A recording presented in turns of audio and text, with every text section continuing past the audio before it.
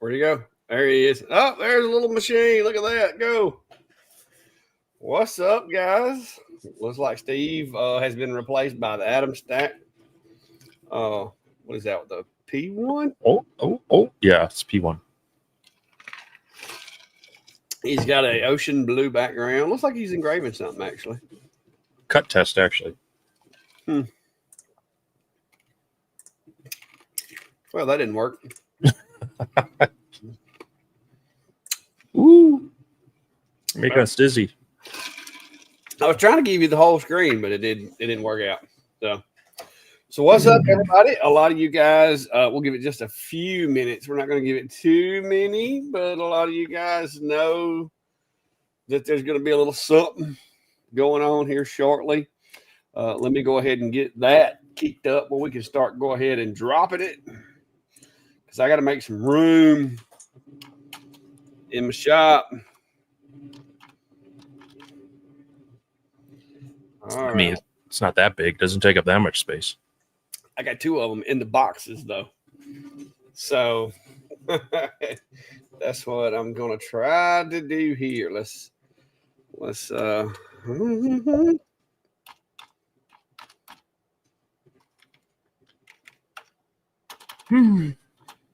think I underestimated the cutting ability of a 5-watt. Yeah, well, I think it's probably got that same like small dot size that they used with the craft. It'll surprise you.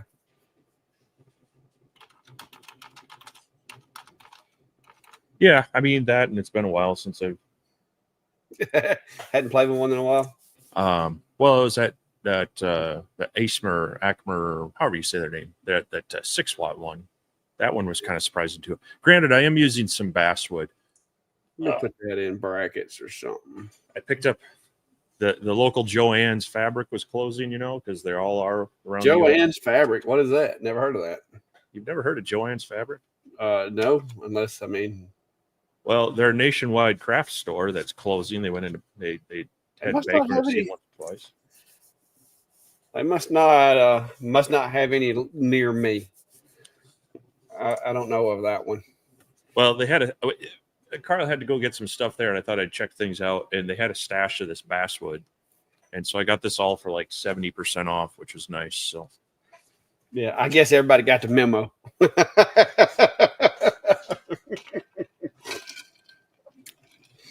But yeah, y'all keep putting them in there. For those of you that don't know, I got two of them now. I found the box. I was doing some cleaning the other day, and I found the box for the original one. So one of them is going to actually be the prototype. So there may be some slight differences, but they're very similar. Either one of them, I wouldn't say there's much difference between the two. Both Brandy said there is one in Birmingham across from the Galleria. I've never seen it. Not for much longer. They're all closing. There's somebody. Yeah, somebody said there's one in Hoover. Okay, well, I guess maybe I just don't shop enough. I guess I don't know. I never knew what that was. I never knew that was a thing. I know of Michael's. I know of Hobby Lobby. And that's about it. That's all of the ones that I know of. So I got 44 entries so far. So guys, if you're not familiar, read the thing down below. I wanted to try to make sure that whoever got this was actually a viewer of the show and not just some random person that saw it being advertised. So I'm doing it this way. This is not something that Sane Smart told me to do, asked me to do, or anything like that. This is merely the fact that I have no need for these little machines, and these are small enough that I can ship them to you guys without having to have a freight truck or something like that bring them to you. So that's what we're doing.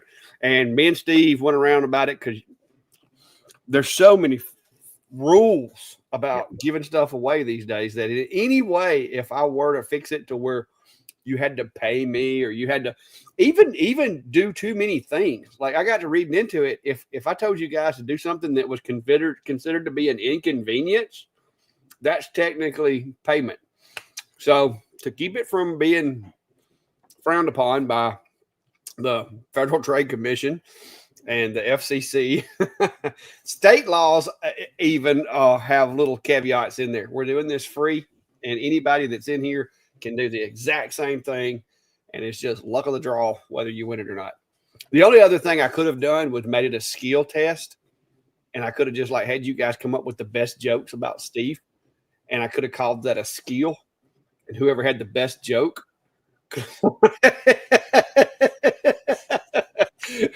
But that was just too much trouble. Yeah. So what you got been working on other than the little atom stack? Was it you said it's a 5-watt one you got in there?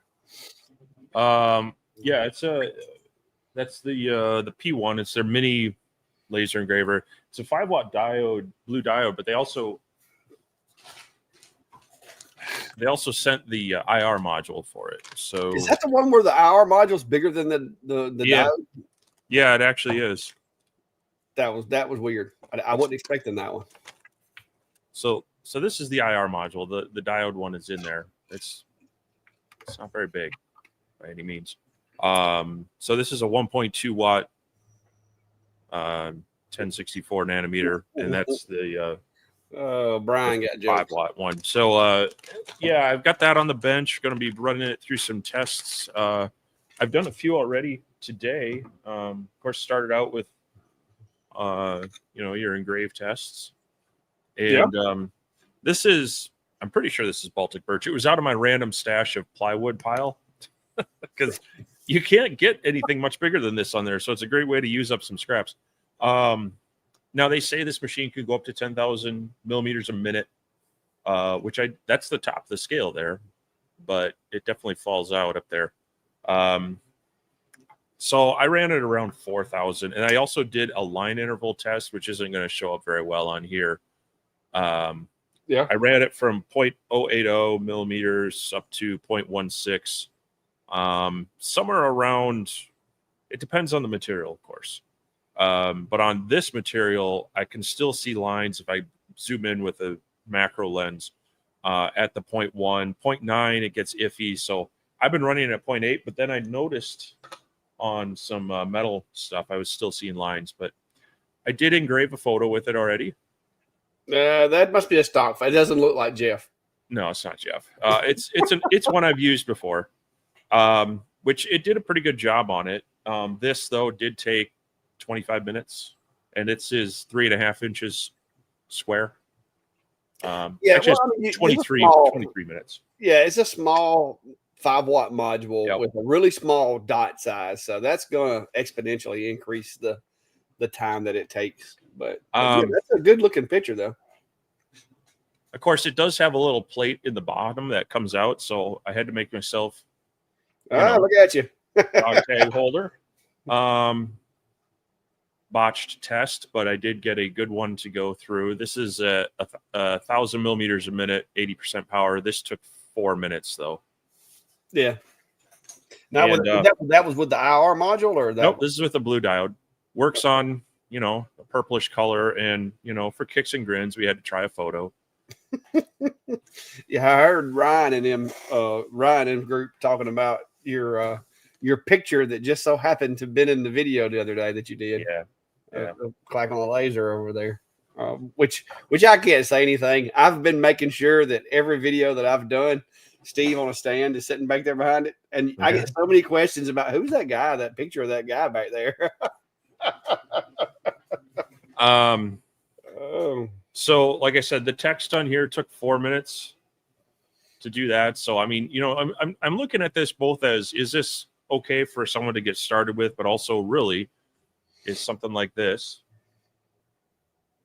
going to be worth it for a portable laser, to use at shows. Your head on this dog tag took 10 minutes to engrave.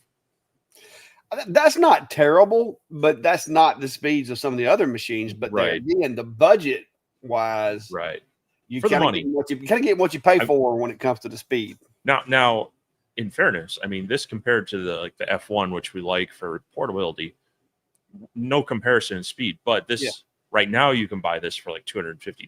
That's what I'm saying. You could have 4 or 6 of them up there for the price. Yeah, that's what I'm saying. You kind of can't expect for it to keep up with an F1 or some type of Galvo machine because it is a budget gantry style machine. It's small. I mean, so it's not going to be as fast. So This is the last thing I've done so far. This is, let me get some backer on there so you can see it. Those are all, this is a 1/8-inch basswood, 200 millimeters a minute. It's still cutting through even at 80% power, and the backside's actually looking pretty clean for not having air assist. I was fixing to say that's really good for no air. So I need to cut another piece and bump those speeds up and see where we top out. Now, did you space that up? I'm assuming it doesn't come with a honeycomb. So I'm cheating. You might recognize this. Okay, so you grabbed a plate from one of the other machines. Yeah. That's either a laser pecker or an F1. Yeah, this is just like a nice little knife bed. So, yeah. It doesn't come with that. Yeah. Yeah, I do the same thing. Like, I'll get a machine that doesn't have a honeycomb, and I've got extra honeycombs. So, but anyway, Trey Skiller says he's got to make a sign like mine. Only 12 more days for him. Must be for his retirement. I thought he was already retired, but he works for himself, I guess. Still, because I think didn't he say he was works for himself as like a consultant type thing? Well, that's still work. Maybe he's going to retire. Yeah, I mean, maybe he's just retiring completely. My wife won't let me retire completely because I still had to bring some money in. So I've got to figure out ways to make money with these machines still. Yeah. Which I think I can. I come up with some new products this week, and I'm going to go ahead this year since I've got the Omni because, man, baseballs and baseball gloves and stuff like that, that was a market that I really wanted to get into, but doing it with just any old laser, it was risky because, you stand the risk of trying to make $20 and wind up spending $40 to replace a glove. But now that I've got the Omni up and going, I'm really thinking I'm gonna get into the baseball season this year with the gloves and the balls and all. And then I even had somebody ask me what got it started, and I had somebody ask me if I could engrave pickleballs. I'd never seen a pickleball, but this looks a lot like a wiffle ball from when I was in school. So I was like, yeah, I can try it and see if you've got some that you don't mind me, engraving. And so the lady gave me one, and she's like, here, take it and try it and let me know. And so, of course, I just went off on this side of it, just testing different settings and changing the frequency, changing the pulse rate, trying to get it darker. But I saved the other side so that I could have like an illustration side, so to speak. Yeah. So once I got the settings to where it's as dark as I could get it to go, that's when I flipped it around and did a little test right there. So what they're wanting to do is put company logos and URLs on here. And so that's what I'm going to be doing. But I was trying to figure out the settings, and I'm assuming they come in different colors. So I'm going to have to make sure I let her know that if I get a different color, I may need another blank to be able to test it. I mean, I'm sure this setting would change the color of other ones, but the yellow, it seems to work pretty well. So, but there we go. Yeah. And I'm going to have to make me a ball holder to do it with. And matter of fact, I haven't got that camera back online yet. I don't think. No, I do not. I do not have that one. I don't think I got that one. No, I don't got that one online yet. So I'll have to deal with that one here in a little bit. Well, I messed my cameras all up earlier playing around. trying to be prepared, and wound up deleting every freaking camera profile on my machine. So I had to rebuild them real quick. Brian said, how old do you have to be to know what a wiffle ball is? Pretty old. It was a little ball that had the plastic bat that when it was raining and they wanted you to stay in the gym and not go outside, they would give you that and tell you to play inside the gym on the basketball court. Cool. That was the only time we got to play it. All right. So it looks like we've got like 102 entries into our little competition here. And we will be getting the two. And I think I've got the other camera. Yeah, you can't see it. It's out of camera over there. But But I've got the two Cubicos over there packaged up, taped up, ready to go. They got some swag in there. There may or may not be some Vintauri's Workshop stickers that I've collected from random places in my shop inside the box as well. So, hey, that's artwork that you're defacing. Yeah. News fan says, I'm surprised you were able to get $15 per tumbler for engraving. I've been getting $15 per tumbler for engraving for about 3 years now. If I have somebody that wants, say, 300, which has happened before, sometimes we may bump it down a bit, but pretty much $15. If you want me to put an engrave on anything, you're going to pay $15 basically. Like if you said, hey, I want my initials on the back of whatever, it's going to cost you $15. That you got to consider that more or less a setup, push the button fee.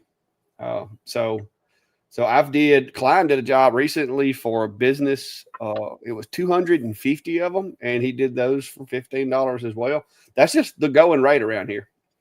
And seeing that there's only me, Klein, and my buddy Tim, and Tim hasn't been doing tumblers because he's been so busy. His setup, he's just not comfortable in his folks' ability to do tumblers without messing up the blanks. And so he steers clear of them when he can. And typically he sends the jobs to me and Klein. So basically we're the only two people in this county that does those. So it's, I'm not trying to kill people with the price, but I'm not going to lose money either, because if you mess up a tumbler, you got to replace that, which, knock on wood, I haven't messed up many in a while. So, all right. So we're going to go ahead and get this button pushing underway for you guys. That way we can get on to other stuff. I said, glad y'all could join us. I hope nobody got left out or gets left out of this. I wanted to do it other ways, but the more me and Steve looked at it, the more and more it looked like somebody that didn't like the Clack Shack might have a leg to stand on if they sent an email to somebody and reported me doing something that I shouldn't. So doing it this way, it's open to whoever's in here. Hashtags, all you got to do, and good luck to whoever. So here we go. I'm going to move my screen up to the top one. Got 112 entries. Last call, guys. Let me take that banner down as well. Last call. I guess we could do the screen sharing thing over there. Hang on. Let's do it the other way. Yeah, I forgot I could do that. Share screen. Window. That one. There we go. Woo, there we are. Yeah, that looks much more professional right there, Steve. Sure. All right, y'all ready to go? Everybody got them in? Got them in? We're gonna roll the dice twice. The first one we'll do the consumer model. This is gonna be the bigger of the two boxes. So this is gonna be the production model that they just sent out. This is gonna be the same one that Steve has. Same one that they're gonna send out if you purchase it. So we're going to go ahead and roll the dice on that one. Last call. All right. So let's see where we at. 175 people. Okay. We'll give it.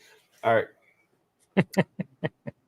Where's my little, I got all these timers and I got them sitting around everywhere. Hang on. Yeah. Good evening, Clack. 1 minute, starting now. There we go. All right, Echo's going to let us know. Yeah, Echo's going to let us know when 1 minute is up, and I'm going to hit the button. Meanwhile, we wait in silence. Brian, I use my robot, my little trusty shop robot. He answers math questions for me. He does calculations and conversions from millimeters to inches. Like checks my notifications, checks my calendar. Like it's my own little personal assistant. So we've 128 entries so far. We've got to be getting close. Surely we can get to 130. Well, you just as you said that, now we're at 129. So yeah, we'll get there. I like lowering people's odds. Am I lowering their odds? Yeah, I'm lowering their odds. Yeah, lowering their odds. More people in the drawing, you're less chance.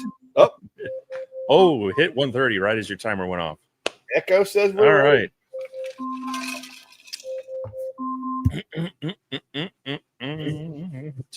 Tink. John Thompson. John Thompson. All right, let me John, if you will email me, clackattheclackshack.com, of course.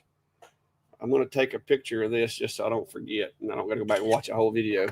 If you'll email me at clackattheclackshack.com and try to let me know for sure that it's you, we'll get that lined up. All right, one more draw. This draw is going to be for the prototype. Prototype it got a lot more use here in the shack. It is slightly different, but it does stuff. Y'all saw me using it. It does stuff. So the box is smaller. So here we go. Going for the second one. Like that whole wheel. They need to add the sound effects to it. Yeah. Scott Burgum.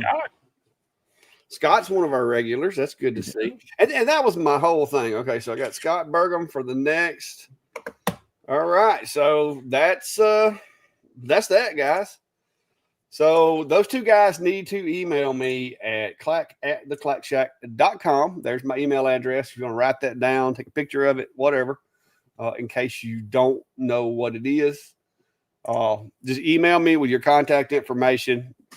Let me know that it's you somehow. If I get like 4 or 5 emails, we may have to go through a little bit of an investigation to confirm the person's whereabouts. But yeah, shoot me an email. I will have to have your mailing address and everything. It's not that I'm planning on coming to visit you or nothing like that, but in order for the UPS guy to bring this to your house, I got to know where your house is. Don't put that in a message here.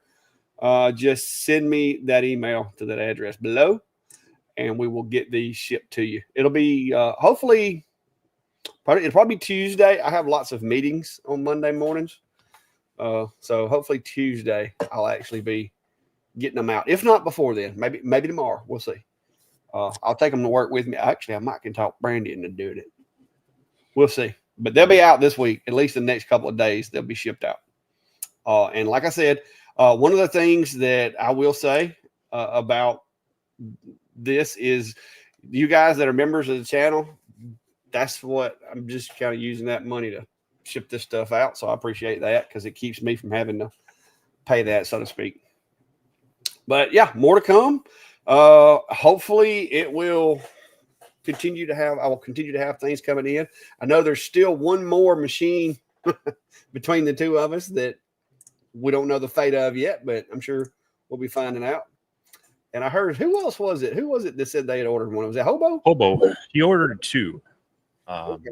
So he's going to work with one to learn because he's tired of breaking stuff on his bigger one, and then he's going to do a giveaway with the other one. So yeah, more options there, or more opportunities there, I should say. But, yeah. I'm going to cut out a couple quick blanks to do a couple more cut tests on this little thing. So give me like 30 seconds. All right. Well, all right, guys. This is your chance. If you've been wanting to talk about Steve, so he couldn't defend himself, now is your chance. He is walking away from the computer. Feel free. Unleash the Sasquatch jokes now. So I'm going to roll through the comments and see what's going on over here in the comment sections, because I've been piddling with my stuff trying to get all my camera views set back up, and I may have missed something. If you had a question that you've posted and we've missed it, by all means, feel free to post it again. Throw a few question marks up in front of it if you need to, so that we can be sure that we saw it. Because sometimes we do miss things. They just fly past us. Janie's asking, did you guys see the videos for the X2 Meaty? Is that supposed to be metal machine? Maybe. I'm guessing, because I don't think they've announced anything other than the apparel printer and the metal, whatever they're calling that thing. Metal fab, isn't it? Yeah, metal fab. There you go. Yeah. Janie, I've saw it. I actually was invited to go out to somewhere near San Jose, California. I think it's the same place that Tim and Kim and Garrett. I think it's the same place that Kim and Garrett went out to. I was invited to go out there also and view the machine. I had a bunch of stuff going on and just behind on everything. And so I opted not to go. But it's really cool. As far as the nerd in me, the geek in me, it's cool. I'd love to play with it. I'd love to get to deal with it.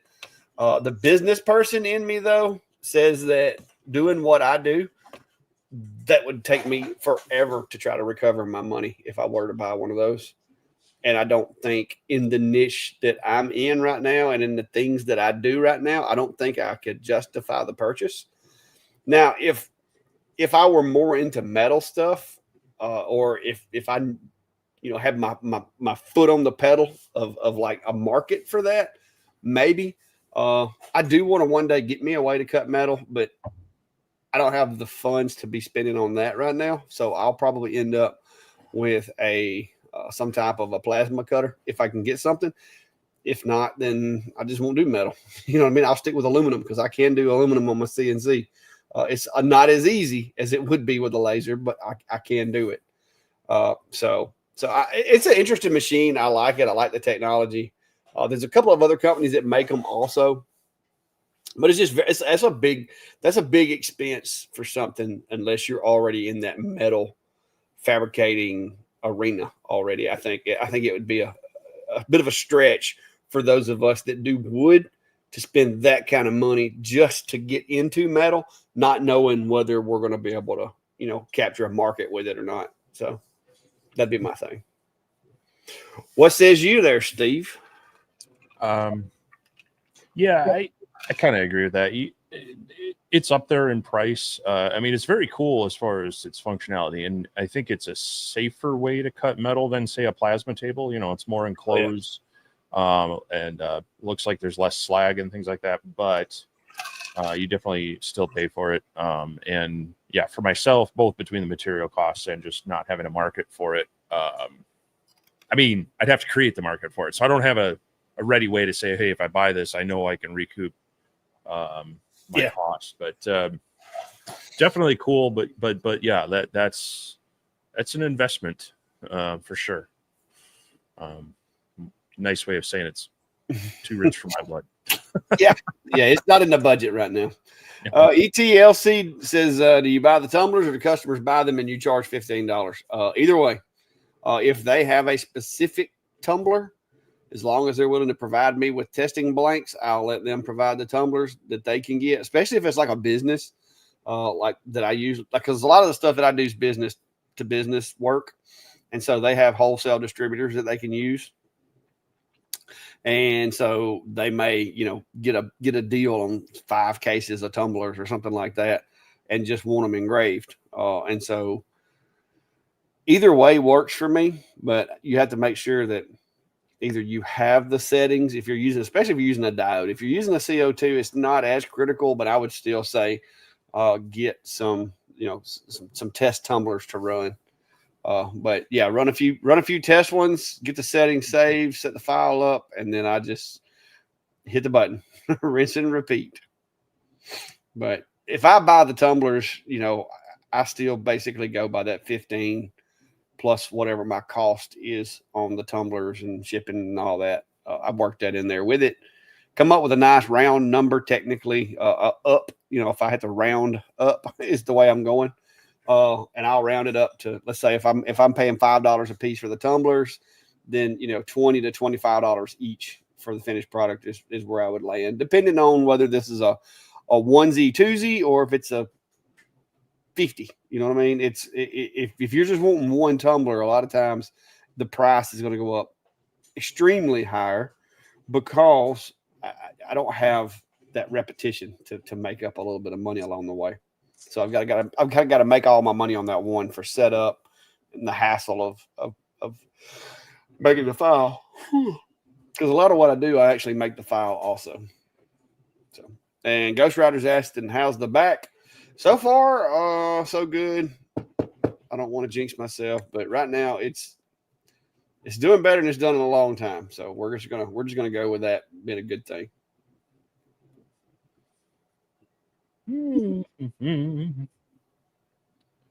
IG Creates asking, bottom on port 90 watt CO2. Do I still need to get protective eyewear when operating, or is the cover protective? So the covers are usually made from like a polycarbonate, and that doesn't cut well with the laser. It absorbs it more. And you're also looking at non-focused reflected beams. So in theory, it's fairly safe. But, this is one of those things where you're one set of eyes. All it takes is a quick flash, light leakage somewhere or whatnot.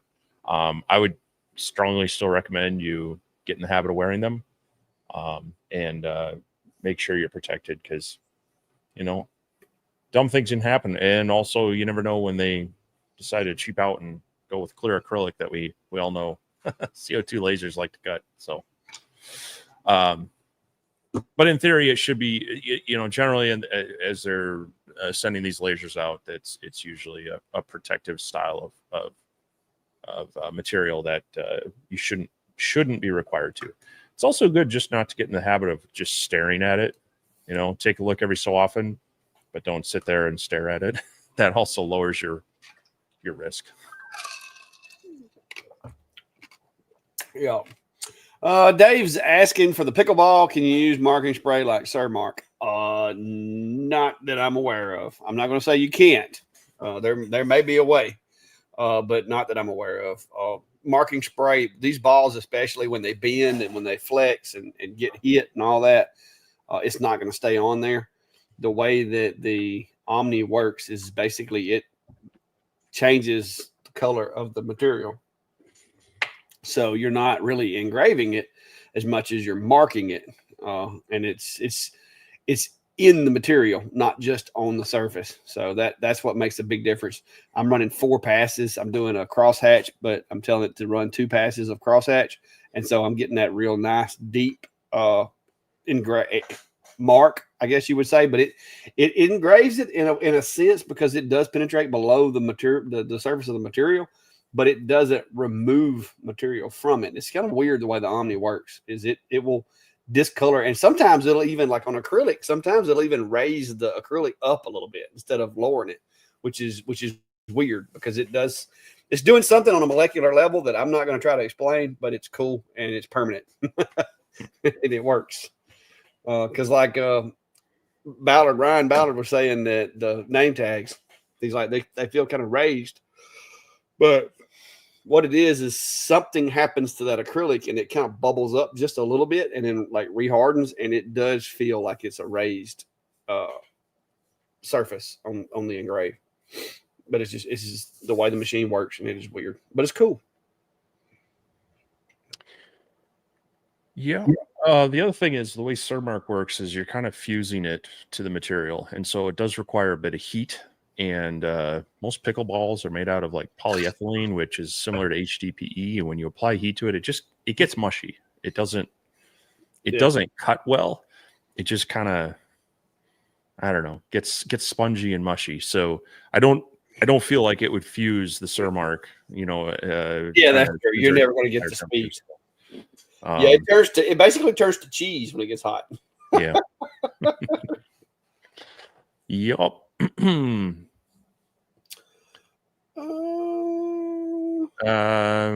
Travis, sorry, you clicked as well.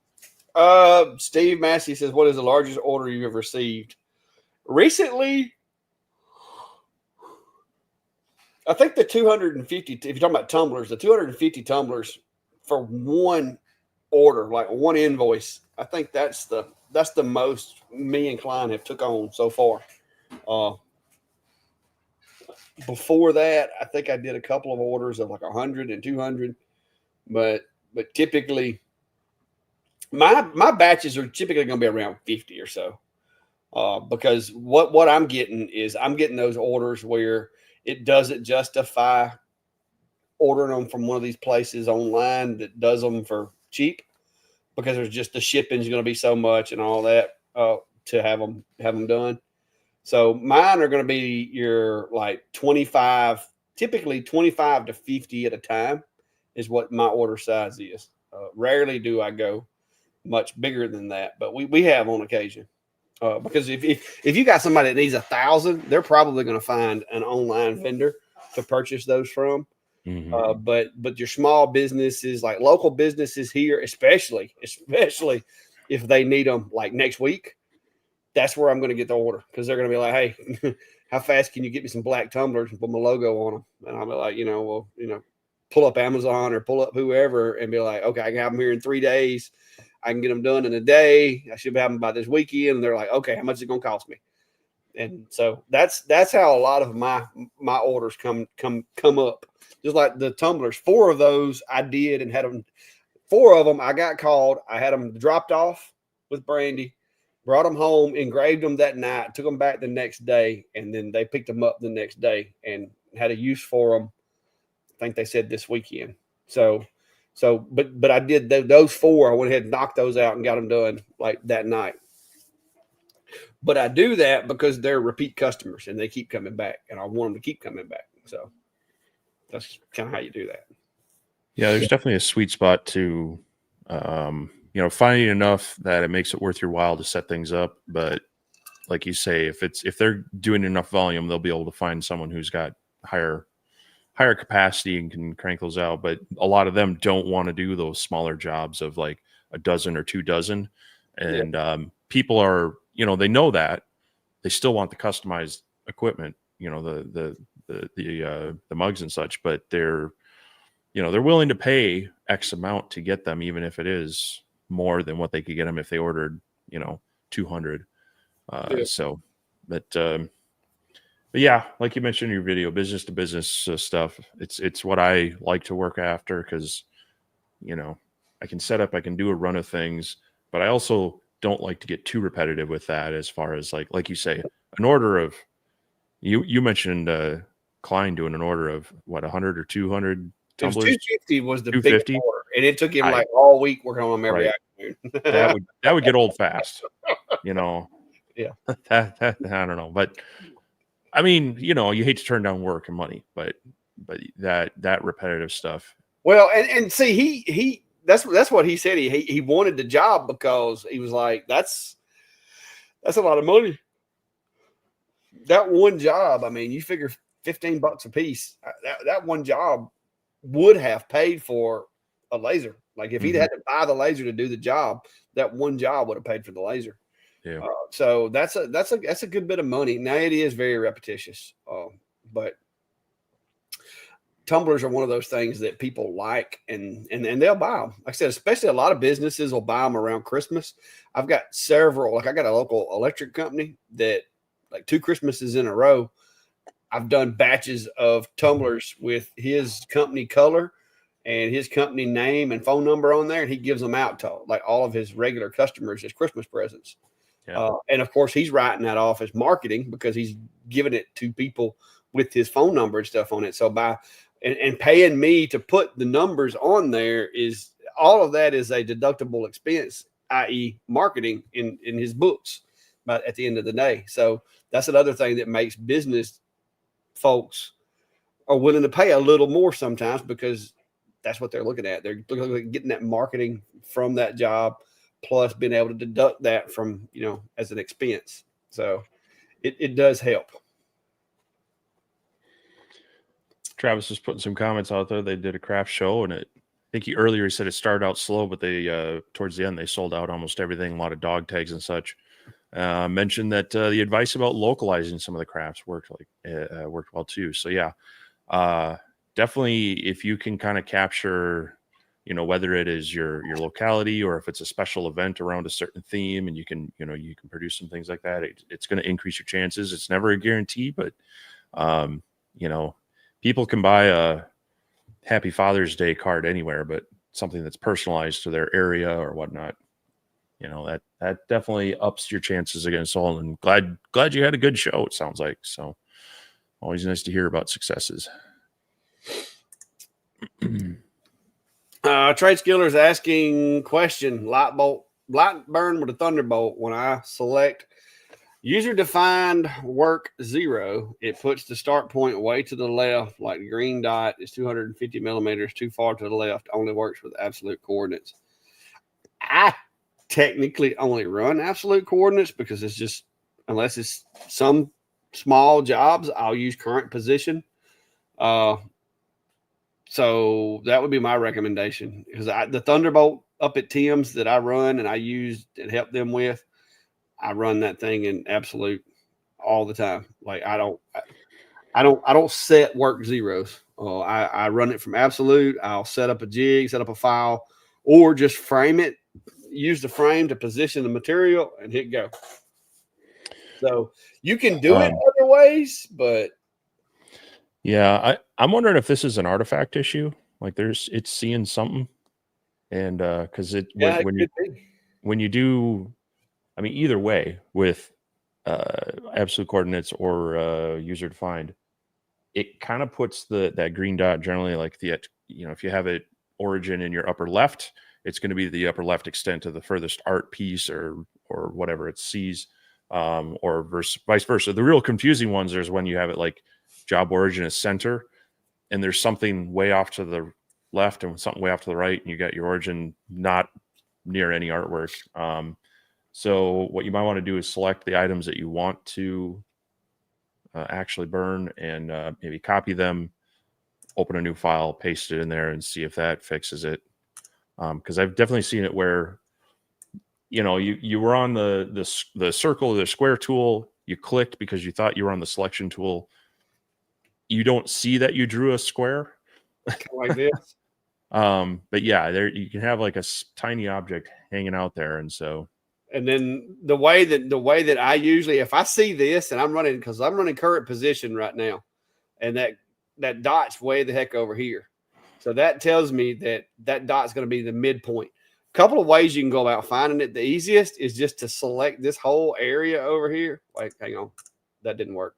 I had the wrong tool selected. Yeah. The easiest way is just to select this whole area left of that dot and see what shows up. And if you look right there, I drew a little tiny dot right there that you can't even hardly see. And that's what's causing the problem, is because like Steve said, light burn is putting that dot in between these two. Now, one easier way is to set it to do left, and then basically that whatever you're looking for is right there somewhere. And if you come from right to left, if you touch it, it's going to select it. So maybe that's it, but I always run absolute coordinates.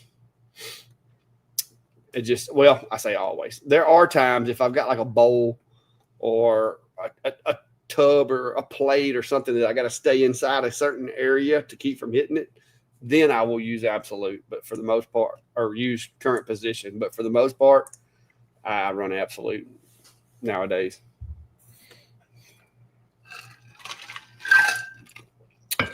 Yeah. But yeah, I think that is a possibility. I didn't think about that. Like you're talking about, like a little relic laying over there somewhere. Just like you thought you were on your selection tool and you drew a big square. There's so often that I've thought I had the selection tool, but I had something and I click, which adds just a tiny little object there, and all of a sudden you're like, usually I'll get the like, oh, you've got something outside the bounds. Are you sure you want to continue? And you're like, what? So yeah, that's one of the first things I look at with that. So.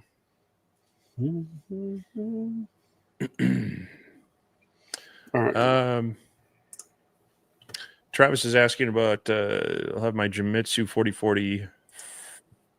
Oh, must be Reno set up next week. Will it do light aluminum out of the box? If I'm reading that right, as you got the Reno, that's more the lighter weight one. It will, but you're going to need to probably slow things down quite a bit. I actually did pocket into some aluminum with the Genmitsu Cubico. So, an even lighter weight machine can do it. But that was using I think it was a 1.5 millimeter O flute bit and 5 millimeters a minute. I mean, it was slow. or not 5 inches per minute. So about, I'm not doing the math. Letting that math get on you. So yeah, it can, but it's going to be a little more limiting than something with their, their trim router setup and a little heavier gantry and such. Yeah, John, I just saw where you said you sent me 2 emails. I have not got them, but it looks like you left out it's clacked at theclackshack.com. So I did get the one from Scott. So Scott, I got you covered. But John, you may want to check the email address and send it to that, because I think you left off the because I haven't gotten it yet. I did get Scott's though. Sorry. Just trying to get this taken care of, because if I don't get that email, it'll be right. I want to make sure people get connected on that. Yeah, but I got Scott's taken care of there, and we'll be going. As soon as the other one comes in, I'll have those. I just want to make sure I got those before the live's over with, because I may not be able to get in touch with nobody.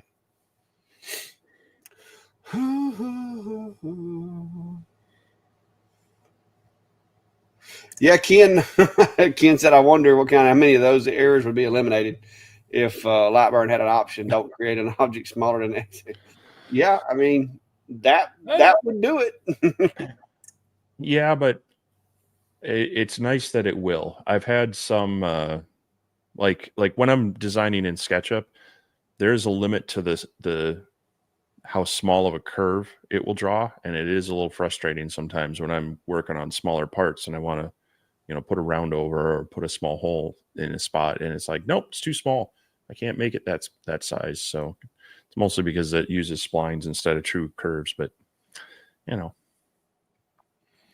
Brad saying, seems that his A40 Max will not fire when framing unless I turn off the machine and turn it back on. Any suggestions? Check for firmware would be my first recommendation. Make sure that you aren't missing a firmware update. Let me see if it's in there. Hang on a second.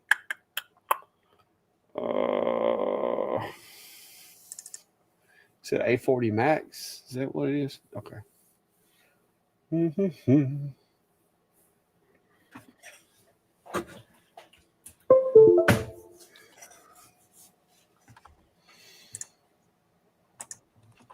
Da, da, da, da.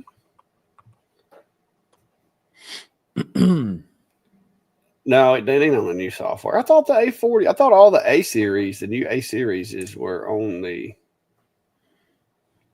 new software. I don't know. And I don't know that software does have a firmware option.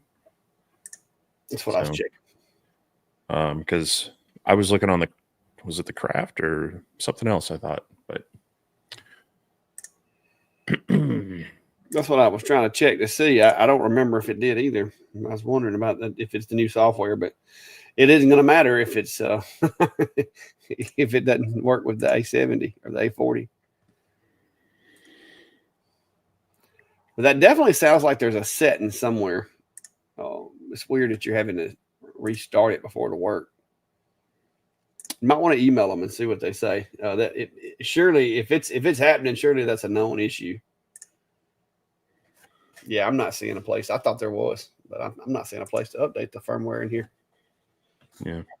Okay. Yeah, I don't know that I've noticed that before, and I'm trying to think what it would reset when it's, it might be just like you say, it could be something in the controller that's not letting go after a job or something, but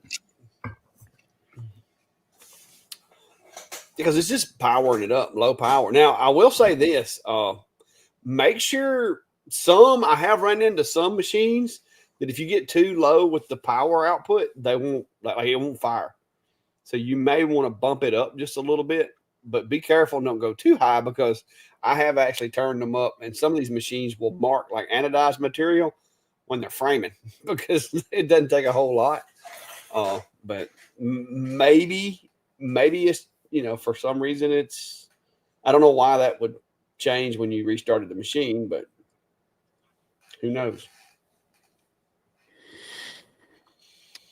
Yeah, that's sometimes those are a little odd. Yeah, Dave, apparently you missed my video that I did on the S1 and the tumblers this week because I used that accessory kit for the RA2 Pro. It does have this cool little alignment laser that I really like that helps you line up the tumbler and make sure you've got the center of the tumbler lined up with, like if you got text or whatever. It's pretty handy. But yeah, I just put that video out a few days ago. So yeah, go check that one out. You actually get to see it in action.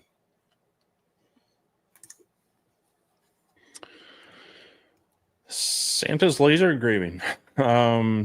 Says they're 5 months in with a Monport 60 watt. I understand CNC machines as I took engineering. The one question is about heat, humidity on the tube. I live in New Bern, North Carolina, 45 minutes from Atlantic Beach. I know the temperature range that is optimal for the tube, but if you are running a job as the heat increases, what have you both done? Pause the job and run it at 30 minutes less. Are you running a chiller, I guess? Because you're concerned about the water temperature, which is then cooling the tube, which generally they like to be 60 to 70 degrees Fahrenheit, so about 16 to 20 degrees centigrade, give or take. But you can get into some situations where I find it's more of a concern when there's high humidity or it's really cold, because then you can get some condensation going on because of the temperature change. So if your machine is cold and then warms up, that can cause some condensation to go on. But as long as you are running something to keep that water temperature fairly cool, the tube should be okay. But my concern has always been the outside temperature then. So if your temperatures are getting near dew points and things like that, then it's time to maybe think about taking a pause. And if at all possible, do anything you can to help control the environment that your laser is sitting in. I know a lot of us run them in, sheds and garages and such, where it's hard to do that. But it is a concern. I hear it can get pretty humid in the summer. And okay, you are running a CW5200. So yeah, I've done that. I've run it pretty well. But my shop's also fairly well insulated. And so as long as I maintain the temperature in here and the humidity, it's okay. So I worry about it at 2 times. Late July, early to, somewhere around July and August here is when it's the most kind of heat and humidity. Mid-August, it starts to dry off here in Minnesota, the Midwest. Typically, we'll see how weather patterns change, but that's when I can worry about it. Or if it got too cold in the shop and the laser warmed up in the winter. But I've been able to control the heat pretty well this winter, and so that hasn't been a concern of mine. Yeah. Mindy's saying, would the RA2 work without a laser? Yes, but you would have to connect it using assuming you had the right cable, and I can't swear to what cables they're shipping them with right now. I've got so many cables, I don't know which ones came with what. But assuming you had the correct cables, yes, it would. You'd have to unplug a stepper to connect it. But as always, it would be this. The simplest would be to use whatever is made for the machine. But me and Steve are notorious for, we like the Atom Stack chucks, and I like the RA2 Pro. I just don't like the RA2 Pro for some of my other machines necessarily more than what I do the Atom Stack chuck. Do you know if it ships with? I know it comes with at least a crossover cable for a standard machine, if I'm not mistaken. The RA2? Yeah. I don't know that it does. It comes with a cable, usually for a D1. The problem is the D1 uses a different style plug than your typical. But yeah, as long as you can adapt it correctly, you technically could work with it. But yeah, I would recommend, unless you have an X-Tool product, I would probably recommend getting something like the Atom Stack. Yeah, the Atom Stack is going to be more compatible. Yeah. See, I've got, my problem is I don't know which machine these came with. Because see, these are the cables, and I'm thinking that these came with this rotary, but I'm not 100% sure. But see, that's that 4-pin that the Algo and the D1 everybody uses, and O'Toole I think uses it as well. But you've got to have crossover cable. Cabling would be the only problem. But see, and I don't know where I got it from. See, here's an adapter that goes to where this adapter goes from a stepper connector over to that 4-pin. But I don't know where all this came from. So that's why I don't want to lead nobody wrong. Yeah. Because I've got all these cables, but I can't say for sure which one came in what box. Because I'm bad to hoard cables. Rick said that crossover cables come with it. So if you're running an Atom Stack or something like that, it won't run backwards. Because I've run into that before. So he said it does come. Oh yeah, now thinking back to my video, I think I did test it on a generic Atom Stack. I think it was called a Laser Storm or something like that back at the time. So yeah, you're right. It does come with the crossover cable. Yeah, I could try to connect it to my MK2, but and I can make it work. I've got cables in here. I can make it work. My concern is if I tell somebody to buy RA2 and it doesn't come with the cable, now you've got a machine that you can't use without that cable. So that would be my only concern. And I have bukus of cables, but I don't know where exactly these cables came from. Because sometimes I'm, especially my other toolbox, it is slapped full of cables. So I don't want to steer anybody wrong. But now you might could check with X-Tool and see. They may even have a how to connect it tutorial for those machines.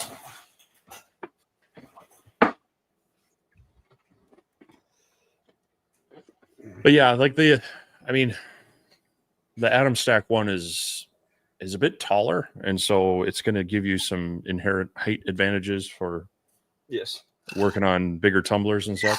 And you don't have to buy the accessory kit to make it tilt and things like that. So yeah, the Atom Stack one is my favorite for non X-Tool equipment. The RA2 is okay, but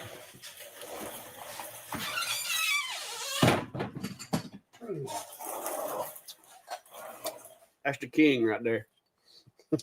This is my old school Atom Stack one. This one came with the X40. But yeah, this is by far, I like this one better than I do any of them. Even that big heavy thing right there, I like this one better. But yeah, 160 millimeters per rotation, so I'll never forget.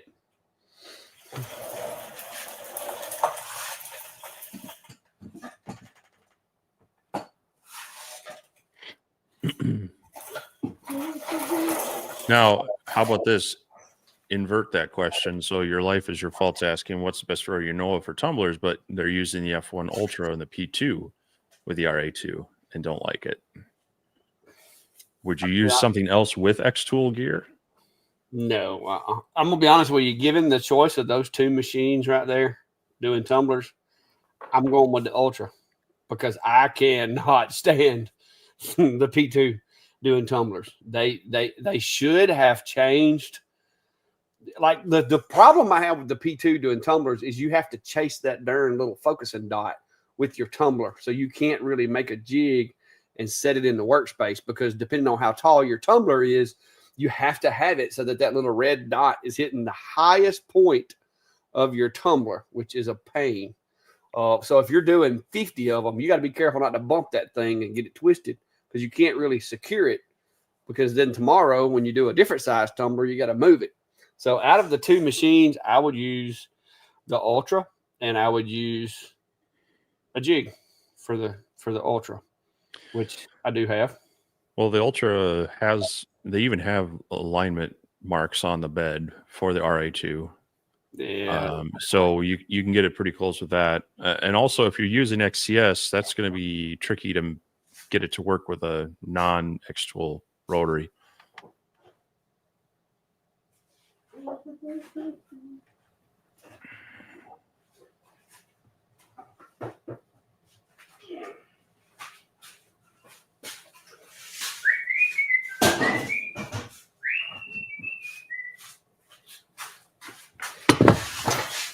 See, I use my F1 Ultra to my F1 adapter, and I put this little guy in there, and then this sits in that little slot, and you just slide that bad boy to wherever you need it because it's tight fit. And when you slide that in there, get it to where you need it, nothing moves. And see, that goes into the base plate adapter. I got the F1 Ultra. This works with my F1 or my F1 Ultra. I just have to use the adapter for the Ultra to make it work. And then lock that into there. And I don't have to worry about it moving. And it's in the perfect spot every time. And I can sit there and turn them out. The only disadvantage that I would say the Ultra has is you can't close the lid all the way. So you're going to get a little bit of vapor out of it. More so than with the S1, but it does a good job. I've got a couple of videos of me using. Matter of fact, I was using this with the Ultra, and it works. It's just like I said, the exhaust situation is not as good as the S1. That's why I like my S1 better. So, but yeah, but that's my fix for it. And I know they got those little marks and all that, but they didn't. If they'd have drilled a couple of holes in this thing so you could like put screws into that base on the Ultra, then that would have been really nice. Now they would have slots though, so you could slide it back and forth. Yeah, but if they'd have done that, that would be cool. Oh. Yeah, that's somebody's asking, is it on Etsy? Yeah, that's the F1 Ultra or F1 jig kit has that one. I don't remember. Did I put the Ultra adapter on there? Let me check and make sure. I don't remember if I did or not. Oh yeah. Yeah, I put that on there. So there it is right there. It's for the F1, but I have an adapter that I used to adapt it over to the F1 Ultra. I'll have to look at that and see where that's at. But yeah, that was actually a separate creation.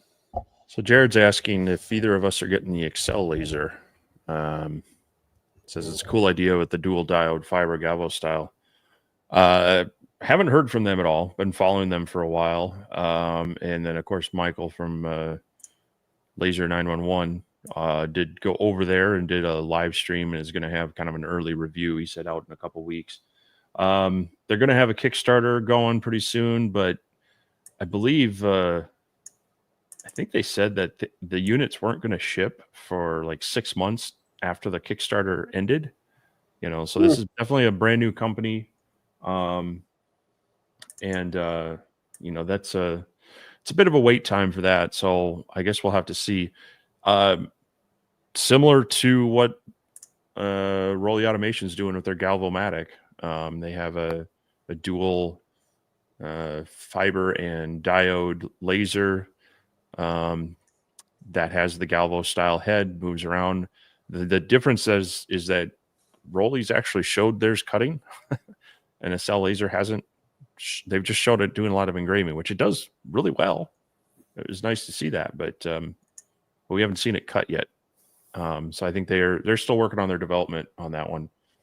So I think it's going to be a little bit before you see too much on that, other than the stuff from Michael over at Laser Engraving 911. I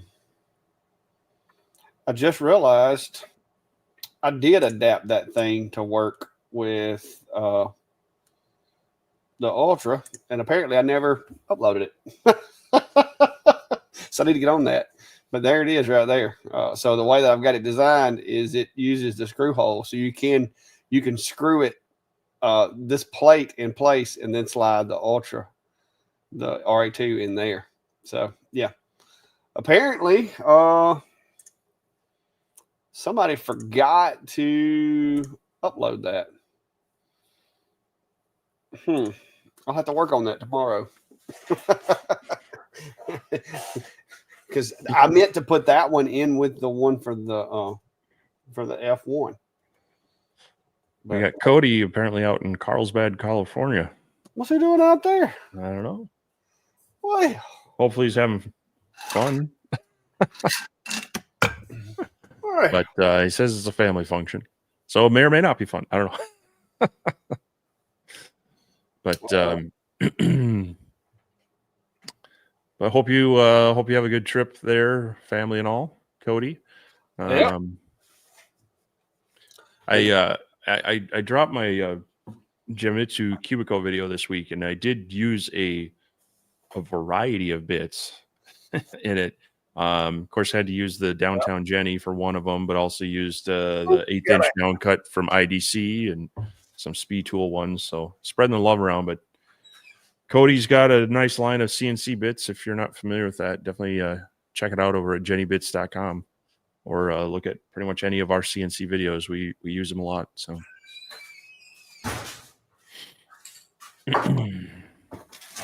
had to go outside. I just did this one right here with some Cadence manufacturing bits today using the 3020. I should have used an upcut, hindsight, but because it was a little deep for a compression bit, but it worked. I had to clean it afterwards because it got a little bit of that tape on the bottom of the compression part of the bit, picked up some of the tape, and it got a little sticky.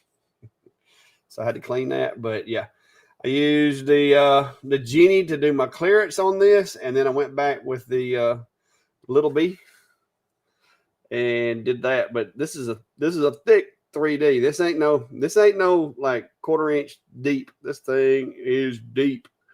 And I did this with the Genmitsu 3020. That is sitting right there, which needs dust collection, by the way. But yeah, I don't know what kind of fish this is. It was in Vectric. So I don't know if this is supposed to be here. I don't know what that is. I'm guessing it's part of the fish, but yeah, did a good job. Bloop, bloop, bloop, bloop, bloop. Mark, I don't think Sam makes a jig for the rotary. He makes his own kind of. It's like a shim, angled shim that holds like drinkware and round items. The problem is they don't turn, so you're gonna have limited stuff. But I don't think he does. But I know if you have a 3D printer, of course, there are some files out there. I actually found one for the F1, similar to what Clack had there. It would drop in and then could slide back and forth. So then, of course, you could adapt that for the F1 Ultra with something else. But yeah, it's if you only have the F1 and you don't have a larger laser or a 3D printer, kind of limits you on being able to create those. So you do have to look at others. So unless you're really handy with a jigsaw.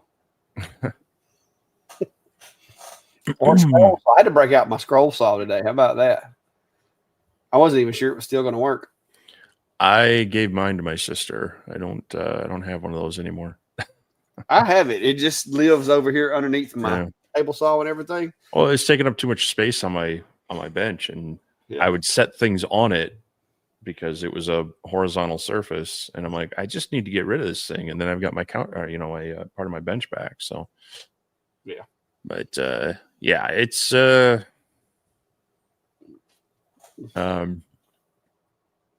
otherwise it's a good tool to have. When I first had my laser and I was still trying to dial in my settings, or I'd get like bad bad spot in plywood and I wanted to salvage the part, I just take it over to the scroll saw and just nicely cut it out. Following the lines that the laser did leave. Laser will make some really nice scroll saw patterns for you. Yeah. All right, John, I got 2 different emails from 2 different email addresses, but both of them told me to send it to the same address. So I'm guessing that's you. At first I was like, somebody's trying to get John, but they're not. But yeah, I used to see when I first started this shop, that was one of the things that I was doing. I was using a scroll saw to cut out real thin pieces of wood and stuff. Yeah. But then, lasers came along and it's like, okay, I can still use the laser to draw, an outline and then use the scroll saw or the jigsaw or the bandsaw to cut it out. But then as lasers started getting more and more powerful, I just stuck the scroll saw over there under the box because I'm like, this A70 can cut, I can cut 3/4 inch oak with this A70 and have decent results. Now you could probably go deeper, thicker than that, but 3/4 is pushing it with this, even with the 70 watt. But so I just don't use the scroll saw that much. And until today, when that, for some reason, and it was in the preview, I just didn't notice it. It left that one little piece of wood right there behind that fin because the cutout bit, the Jenny bit, wasn't big enough to get in there, and it left it. And it was in the preview, so it showed it to me, but I didn't even pay it no attention until I got it off of the CNC, and I'm like, what in the world? So I went back, looked at the preview, and it showed it. And so I was like, you know what? Time to break the scroll saw out. So I got the scroll saw out, and I just had to cut. It was a real thin piece of wood down in here, in this little hole here that connected the back of this fin. Because and the reason is it couldn't get that bit down in there, I guess. I don't know. I don't know why it didn't use the tapered ball nose and go ahead and cut it out, but I guess because I didn't tell it to. But yeah, but it worked out. Got me a good little fish. I got to make me a plaque now to put it on, and then I'm going to try to make me like a little hook and make me like a little fishing scene. And I'm gonna put, because see, this side's flat, so I can glue him. And I didn't put no finish or nothing on this side, so I can glue him to a board and make like a little aquarium, and I can put a piece of clear acrylic over top of it or something, make me an aquarium out of it. Yeah. It's kind of funny at the Minnesota Woodworking Expo year before last when I was set up there. They put me right next to the scroll sawing group. I'm not sure how much they appreciated that, because they're out there, doing their thing with their scroll saws, and I'm like, it's very. I mean, and there's some very talented people with those, but yeah, you can do a lot with lasers that you can do with scroll saws, but then you got that sintered edge, where they have a nice clean edge. So, yep, definitely cool stuff. They actually reached not the Woodworkers Guild actually reached out to me about the show this year, so I got to see if I'm going to go and set up. I might have to try to. It might depend on if I can find help. Yeah, but yeah, with having the AP2 filter and some stuff, I think it might be feasible up there. Yep. Brandon, I would have, but I was basically just testing the machine to see how well it would do on that 3D design. It did take a little while, but now part of it was because last night, about halfway through the 3D finish, a buddy of mine apparently was trying to attempt to cut a tree behind his house and didn't know what he was doing. And so he was sitting there precariously with a tree about to go through the roof of his house. And so I had to go show him how to cut it because, in my previous life, that's what I did for a living. And so I went over there and put a rope in the tree and we rigged it up, and I wound up cutting the tree out from over his house, and his house is still in one piece. So he was really happy about that. And I actually have a video of me at night, 9 o'clock. I think this was 9 o'clock at night, out there cutting trees out from over that big old tree right there. The only thing keeping that tree from falling was, I guess, the good Lord, because he had cut it to the point to where it pinched his chainsaw sitting back on it. Yeah. I see. Anyway, I think it should be about ready to go. Because I had them tug on it to make sure we had enough leverage to get that thing to go. Because I'm like, the last thing I want to do is come over and try to help and be responsible for this tree going through his living room. Because it was a lot bigger tree than what we expected. And as you can see, we had several grown men on that rope down there to get it to pull it. Let's see. Get it. It should be fixing to come down here in just a second. There it goes. There it goes. They get out, except for the one guy. Gosh. We won't call his name, but let's just say he's a nut. Because I told him, I was like, as long as you're past this point, you should be good. But go that way. And he just stood there and was like that as it fell. It's like good thing I was correct. Wow. So anyway, I did learn too, Steve, and I'll pass this on to you. If you pause a job, and I'm hoping they fix this. If you pause a job in G-Sender, the counter that keeps up with how long the job takes, yeah, it keeps going. So like next day when you unpause it and it finishes the job, like today, my little fish, it said it took 16 and a half hours.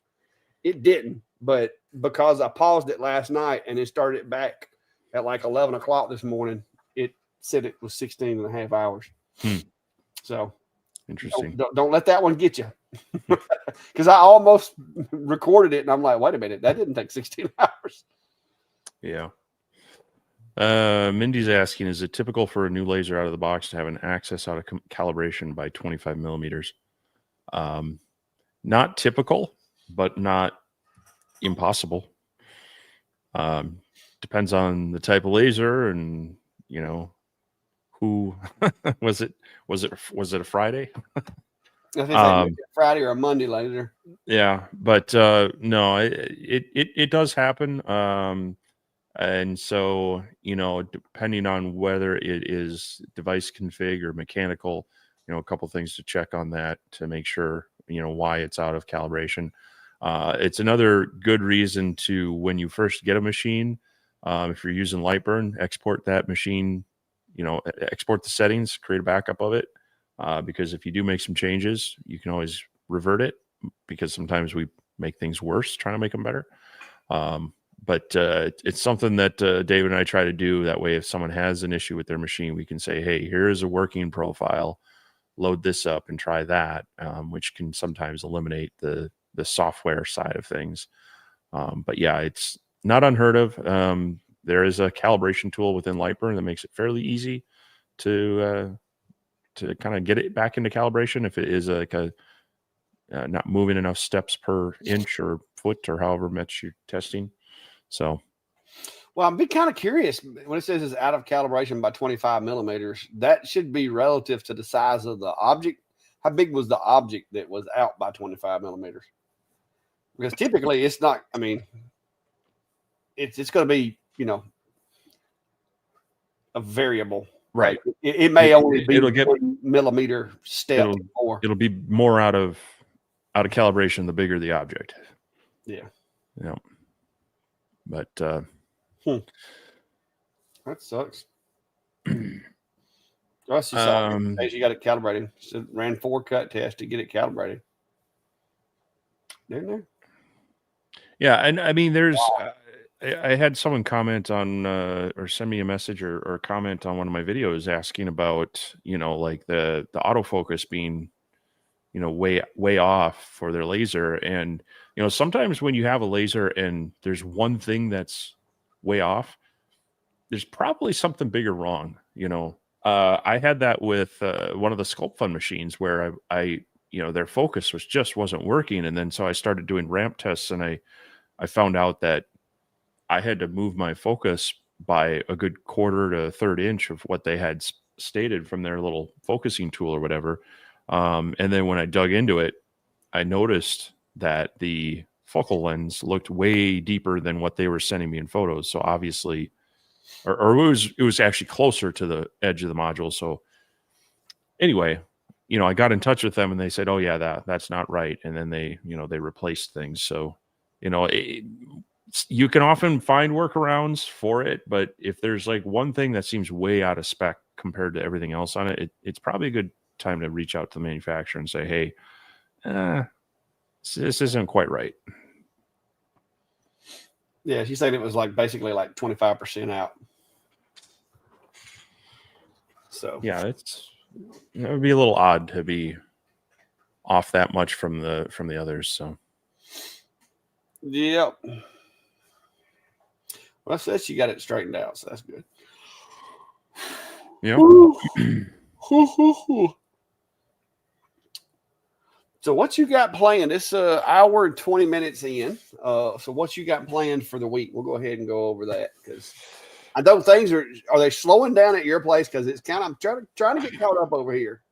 So well, I don't know if they're slowing down or speeding up. I've had other things. I've been trying to get back into my rhythm, and so like this week we had commencement at the college I work at, and I had to work that, and then that just, standing on concrete in this arena for 5-6 hours, walking around helping people and such, that kind of eliminated that day for me and such, and so I got a little behind on some stuff there, but I do have a 5-day weekend coming up because I took Friday off, and then we have Memorial Day, and then I took the Tuesday off as well. So I'm hoping to kind of be able to buckle down on that. But also part of that is I've done a few videos on some of my shop organization. I've been doing more of that. I actually there's a set of shelves that's been like the catch-all for all my like random solvents and cleaners and lubricants and everything like that. No, this is like the normal garage stuff, right? The things you'd expect to see in a garage other than lasers and CNCs and oodles of glue. Well, I figured you was going to get something like that to put all your glues in if it would hold it. No. I need them to be upright. So anyway, I went through and I cleaned that bench off. I'm cleaning some other stuff out. I've been working with some people, getting some machines out to some friends and other people to be able to play around with. So I've been trying to, set up a test job and then do some shop organization and some shuffle, because I would like to actually condense the big wood pile down. And I did process some of that into some blanks and such today.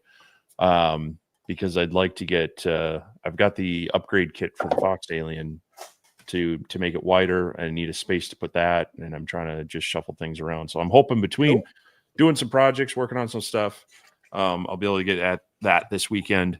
But yeah, I've got the P1 from Atom Stack. We'll be testing that and putting some stuff out on that. Like I say, I'm trying to look at it from the lens of, would this be a good, starter laser, but also how would it perform for on-site engraving? Because it's a lot cheaper than your typical Galvo style laser that works well, but this is slower, but it's a fraction of the price. So I'm going to see how realistic it would be to do some of your typical things like the dog tags and maybe a coaster, things like that. So we'll be looking at that. Might be doing another little bit with the Cubico yet. And I have also a few project video things in mind, some that are fun, some that might be useful. So I'm going to see how much of that I can kind of knock through this week. I'm hoping I can stay on task and get that all done. But yeah. Hopefully, so yeah, the nice thing is the forecast, it's really cold up here right now. It almost snowed. We were in the 30s. We were in the 30s this morning. We didn't get the precipitation here. They need it up in northern Minnesota, where we got some forest fires going on up there. But we're supposed to get some rain the next couple of days. But my Thursday through Tuesday are looking fairly nice. Still on the cool side. Temps in the 60s, but yeah, it should keep me out here. Check out those plants. Look at that tomato plant right there. I haven't had to mow my lawn yet. We already harvesting squash and tomatoes and peppers and stuff down here, man. Yeah, well, Look at The that. the hostas and the other plants are coming up, but yeah, it's Look at them tomatoes. yeah. Yeah, we got warm. The crazy thing is a week ago we had record temperatures. It was up in the 90s but it was really dry. We didn't get the humidity with it. But now we kind of inverse that and almost had record lows here. Probably did. I don't know. I didn't check, but so yeah, lots of stuff going on. Hopefully, and more on some little machines and some other stuff. Sharon's asking, what's a good wood stain with wood colored alcohol inks? I use colored stain, but as far as like alcohol stain or whatever, that talking to Greek to me. I don't use that stuff. I use Minwax. They got a whole bunch of different colored stains that you can get, but that's all I use. Yeah, I've used some water-based dyes for wood, but I haven't used alcohol inks. But as far as like plywood type stuff, anything that I try to go with more cabinet grade veneers at least. You know, something that's I tend to be either maple or birch for my choice of plywoods and staining, but I guess I haven't used that a whole lot. Yeah, I would say probably maple would look the best because maple usually has good it's like good lines and everything in it. And it's a harder material, so if you're staining it, obviously it's something that you kind of want it to be a finished product. So, but yeah, I would probably go with the maple. And Lowe's and Home Depot actually have some decent like 1/4 inch maple, but now it's a little tough. That's what I used the other day to make that baby announcement thing that I made. It's a little tough, but it works. Matter of fact,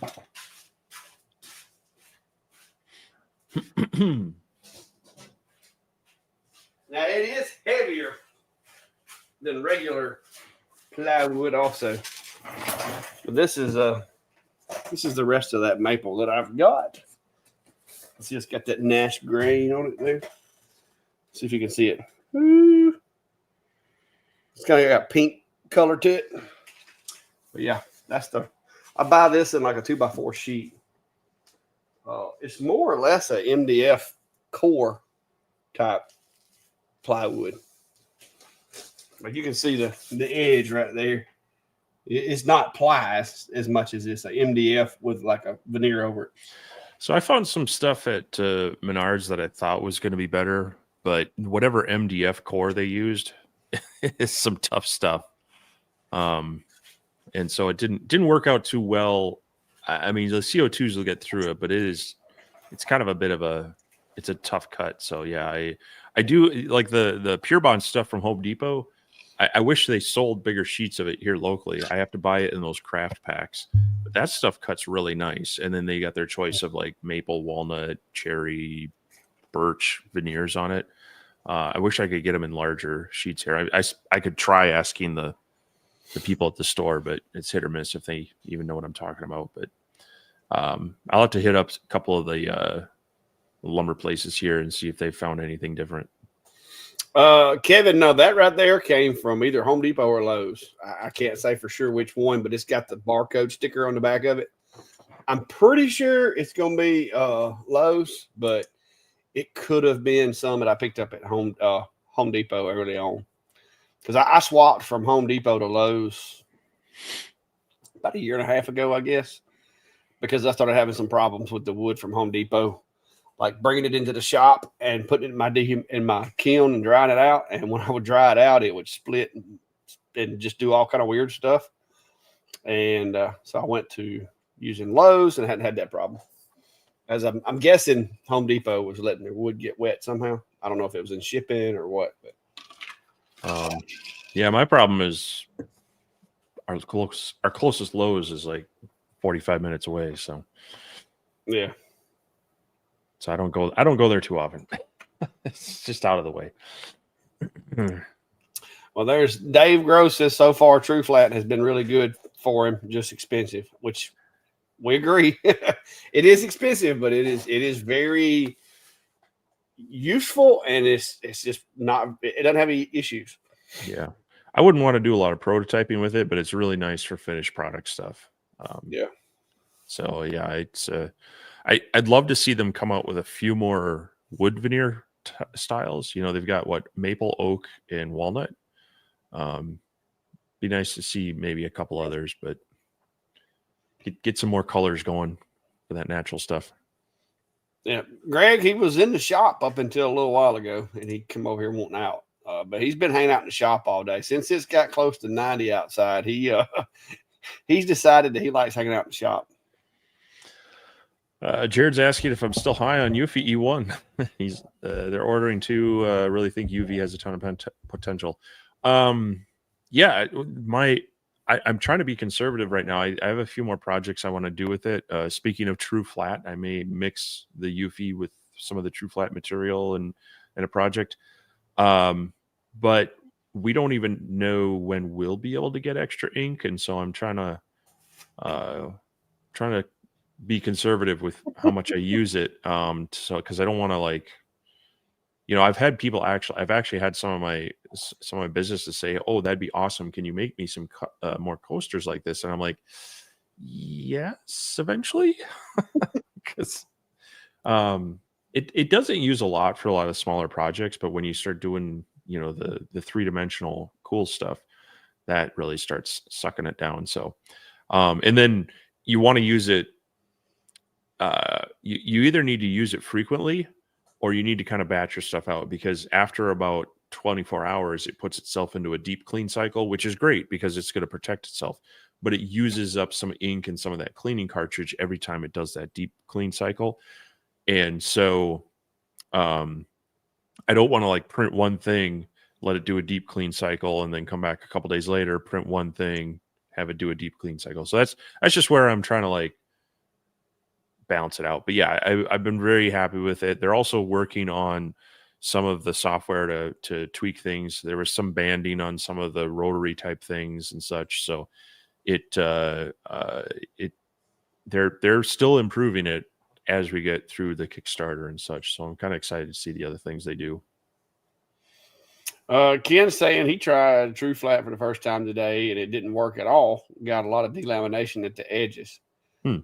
Kind of, I mean, I would be curious to know what your settings were, because I've cut the stuff with every machine in the shop just about it, and I haven't had any issues.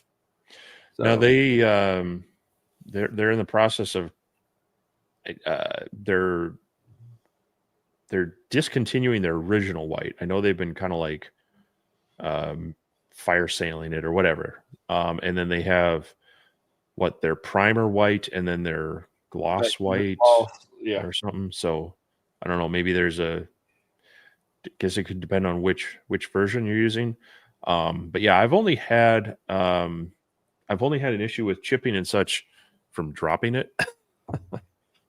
Not so much from cutting it, but I haven't worked a lot with the white per se. So you know, I've used a good bit of it. So Robbie, you can use, I think they changed it to 3 now. But yeah, you can use, like you're using 2 computers, you can put your license in both of those machines. Now, once you exceed the number of seats that they let you have, you'll have to go back and deactivate one in order to activate it on another machine. You only get so many deactivations as well. Yeah.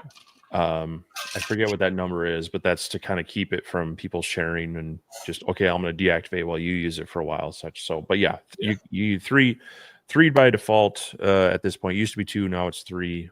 So it's definitely possible to have it like on your laptop and then have it on your laser controller computer as well. So Mira 900 watt, speed 30, power 70. Is that millimeters a second? If so, that's awful slow for a 70 watt, for a 100 watt machine. Because my P2 cuts that stuff at 30. That may be why you're getting delamination. You may be getting it too hot. because a Mira 9, yeah, you should be able to cruise through that stuff. Because I mean, that just seems kind of like this seems kind of slow for a 100-watt machine. So you might want to check and make sure. I'm assuming you did some speed tests or whatever, because it's that 30 millimeters a second. Like the P2, the OnTech, the Hurricane, all of them can. That 3 millimeter stuff, most all of them can get through it close to that speed, and that's twice the power there. I'm not sure if I have any white out here. I have some in the basement. I've got it. Matter of fact, I could power my machine up and see what I've got listed for true flat white.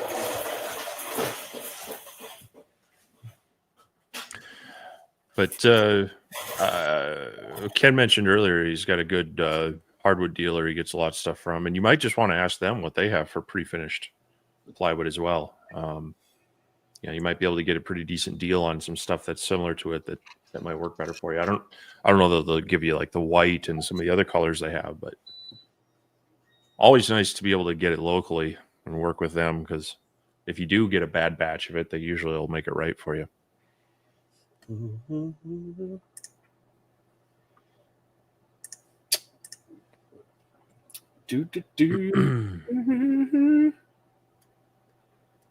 What's up, Jack? How are you, sir?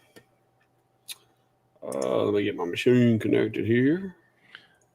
Yeah, Tim, they said they were kind of closing it out. I think they sent me another bundle of it because I was mentioning the project I was going to do with playing around with the UV printer and such. So I know they're trying to get rid of it, and they might just be running out of it and just dumping it locally as well. So, but their 2.0 does pretty good too.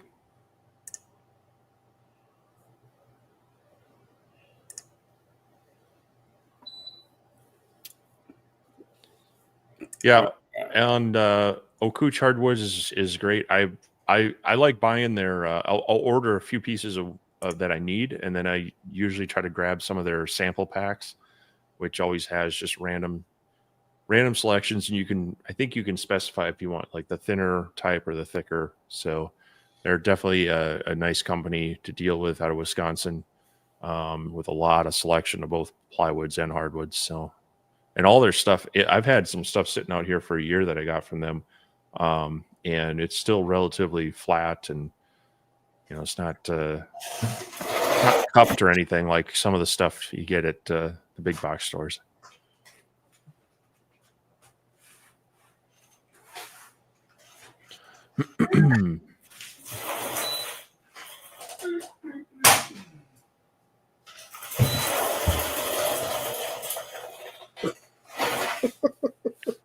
You get some better wheels on that chair, man. Oh, it rolls good. It rolls good. What you talking about? Well, they sound like they're gritty. Oh, it's because I got all the sand in the floor. I live down here on a sand dune, right? So I ain't got no choice on that. Share screen here.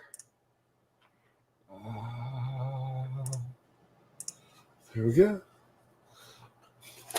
So yeah, apparently 15 is what I've been running mine. I could probably go a little faster, but we'll go in here. This is the P2. I'm just gonna go in here in some random spot, so I don't waste any more of it than I can help. But we'll set this to do cut, and I'm running a true flat right there.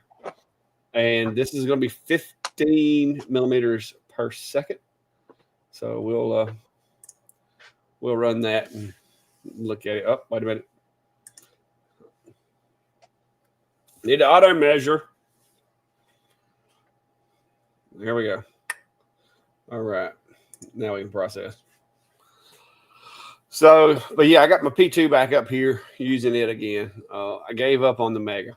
That thing was really, I mean, it had potential, but until they fix some things, no thanks.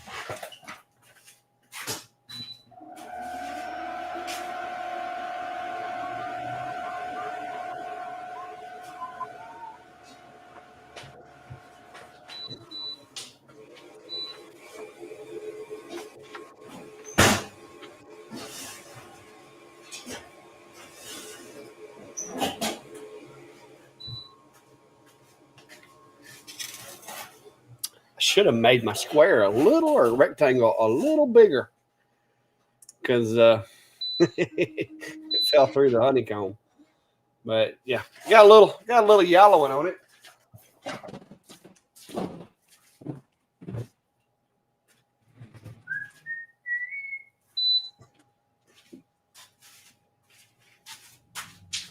I don't know why my machine's over there beeping.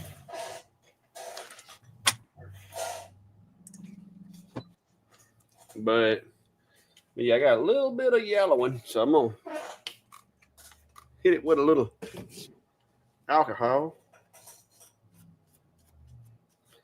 But yeah, I haven't had a problem with it. Somebody's out there cutting up in front of the house on a vehicle. My dog's not real happy about it.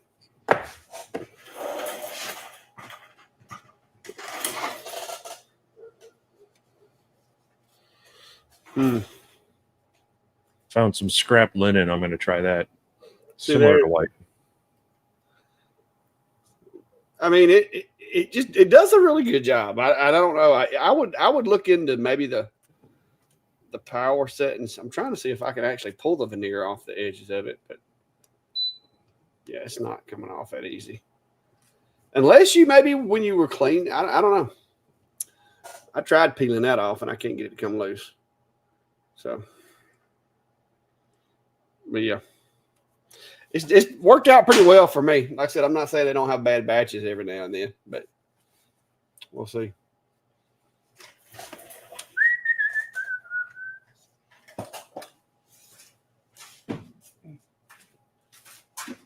So let me turn the machine off.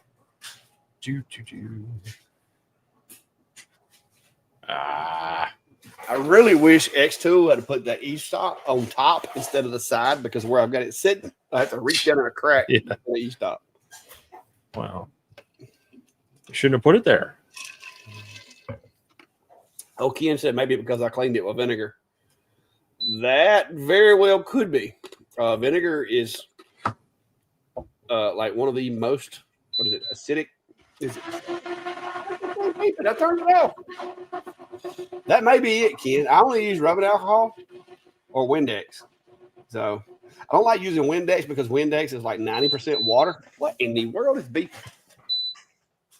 Oh, that's you over there beeping. That ain't me. That's you beeping. I'm over here turning my machine. I'm like, what in the world? Oh, you couldn't hear my fan, but you hear the beeps, huh? Yeah, the fan's not coming through, but the beep is. That's that X tool beep. You got the X tool over there, I'm guessing? Yeah, it's a P2. That's why I thought it was mine. I was like, I powered it off. Why is it still beeping? Yeah, vinegar is diluted acetic acid. Yeah, it's very acidic. So whatever adhesive that they used to put that veneer on there, there is a chance that vinegar absorbed into the material and caused that adhesive to turn loose. Windex, the streak-free Windex works pretty decent, but rubbing alcohol from Dollar General, you can get it stuff really, really cheap. And if you put it in a Mr. Spray bottle, it lasts forever. That's what all I use. And the reason is alcohol evaporates really, really fast. Because like this is my little dispenser right here that I use. Hang on.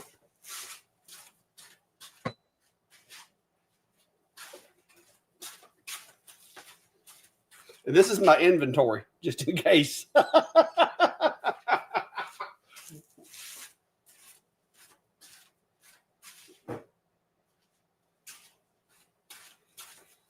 So what I do is I just go to Dollar General. I get the cheapest rubbing alcohol I can get, and that's what I use to clean most of the stuff in the shop with. That dang beeping. It sounds like it's coming from my machine over here, too. Oh.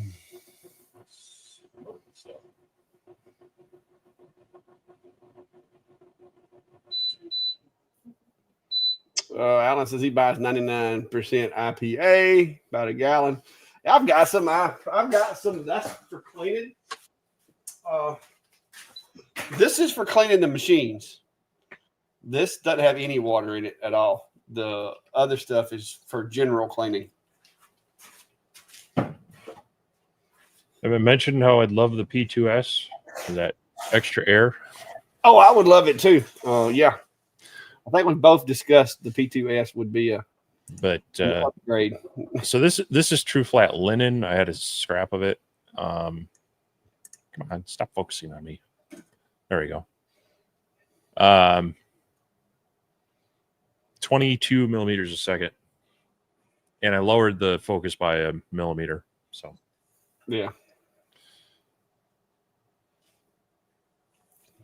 Ken said he's 77 days from retirement. He's closer than I am. I'll be there before long, though. But yeah, I would check with your speed and power settings there, Ken. Do a speed test and see. And then, like I said, definitely the vinegar. Now that you've mentioned that definitely could be what caused the coating to come off. So, but yeah. Jim Castro said it would be nice if there was an upgrade option for the air assist on the P2. Definitely. I mean, you can do it, but it will void your warranty. Kind of like what I said about the Monport. It can be done because somewhere there's 12 or 24 volts being sent to something in order to make that pump kick on and off. It could be done, but it would definitely void your warranty. Yeah. So I didn't mention this. I know I've been talking with you about it, but I believe I have all the parts I need to upgrade the air on the Reno 45. And as a matter of fact, there's a plug on the back right by the air pump that is almost the perfect size for these pass-through air port things that I've got. So I'm hoping if I get time, it's not the top thing on my priority list, but I'm hoping to get that done soon. But hopefully we'll be able to put that together so people can kind of take a look at that. It's going to be similar to what you would do on, your typical Ruida controller and some of these other lasers, but this is a Top Wisdom controller. So the wires you plug into the board, where you do that is a little bit different. But other than that, it's going to be very similar to what others have done and what I will probably end up doing on the OhmTech Maker as well. So, but yeah, it's that's another one of those projects that's on the list that if I get some time and can do it this weekend, I will. Otherwise, I hope to get to it in the next couple of weeks because I know a few other people have been asking me about that, and I think that'll make that laser a lot better. Yeah, air assist is one of those things that they keep upgrading the power output and everything, but it's like everybody wants to use the same pump for air assist. Yeah. And like with the Monport, that one hose was as big as my finger. And like the bigger the hose, it's going to take that pump a minute to build up enough pressure inside that line to be noticeable at the nozzle. And so you've got a delayed reaction from your air assist at best. But now once I took that big hose out and redone it and replumbed it and put it on shop air, it worked great. Matter of fact, Monport even reached out to me wanting my parts list basically of what I did to do the swap over and what all I took out of theirs. And I know they're still working on the machine. And like I said, it's not a ditch at the company. They did say that was a special branch, I guess, of the company that's doing that machine. It's not the same folks that do the other ones or whatever. Awesome. So, Chuck, I just did 22 millimeters a second, 100% power, single pass with lowering at 1 millimeter. And it did cut through. You could possibly go 23 because I backed it down from 28 to 25 and then jumped down to 22 and it dropped out. So a little bit more air. I think it would do it a little bit faster. Yeah. Jim said he's taking apart his P2 already. Bad wire. I wonder if it's just a pump swap. You could, or I mean, you could put a relay on it, or there's a lot of things you could do. Tim, I've got some of it, but I haven't used it on anything yet. But yeah, that's I want to do some playing. I may even I'll have to see if my ink cartridge is still good. I might even drag out the M1 Ultra and try that on there as well. But you got some. They make a paint. They make they've got a true flat. They've got the primer. Yeah, the primer based. Yeah, I used some of it the other day on that sign that I did. because I was going to have to spray the letters with this pink spray paint or whatever. So I used some of it for that. I liked it. I like the coverage. It saves you time on painting because one coat and it looked good. So instead of having to go over it like 2 or 3 coats like you would if it was actual plywood, I did one simple coat and bam, it was done. Now it was a very generous one coat, but it was one coat. Matter of fact, where's that picture at? I'll pull it up. I post a lot of pictures, and videos, and shorts, stuff.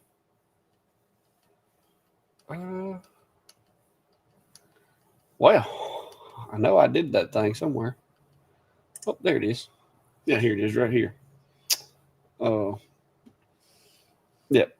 That is actually the True Flat primed, and I just went over it with the pink, and it actually had a really good look. After this picture was taken, I went and clear coated the whole thing, which I'm hoping they're going to use a paint pen to write on it because I don't know what else is going to stick to a clear coat. But I couldn't not clear coat it. I was like, I got to at least clear coat this thing. Yeah.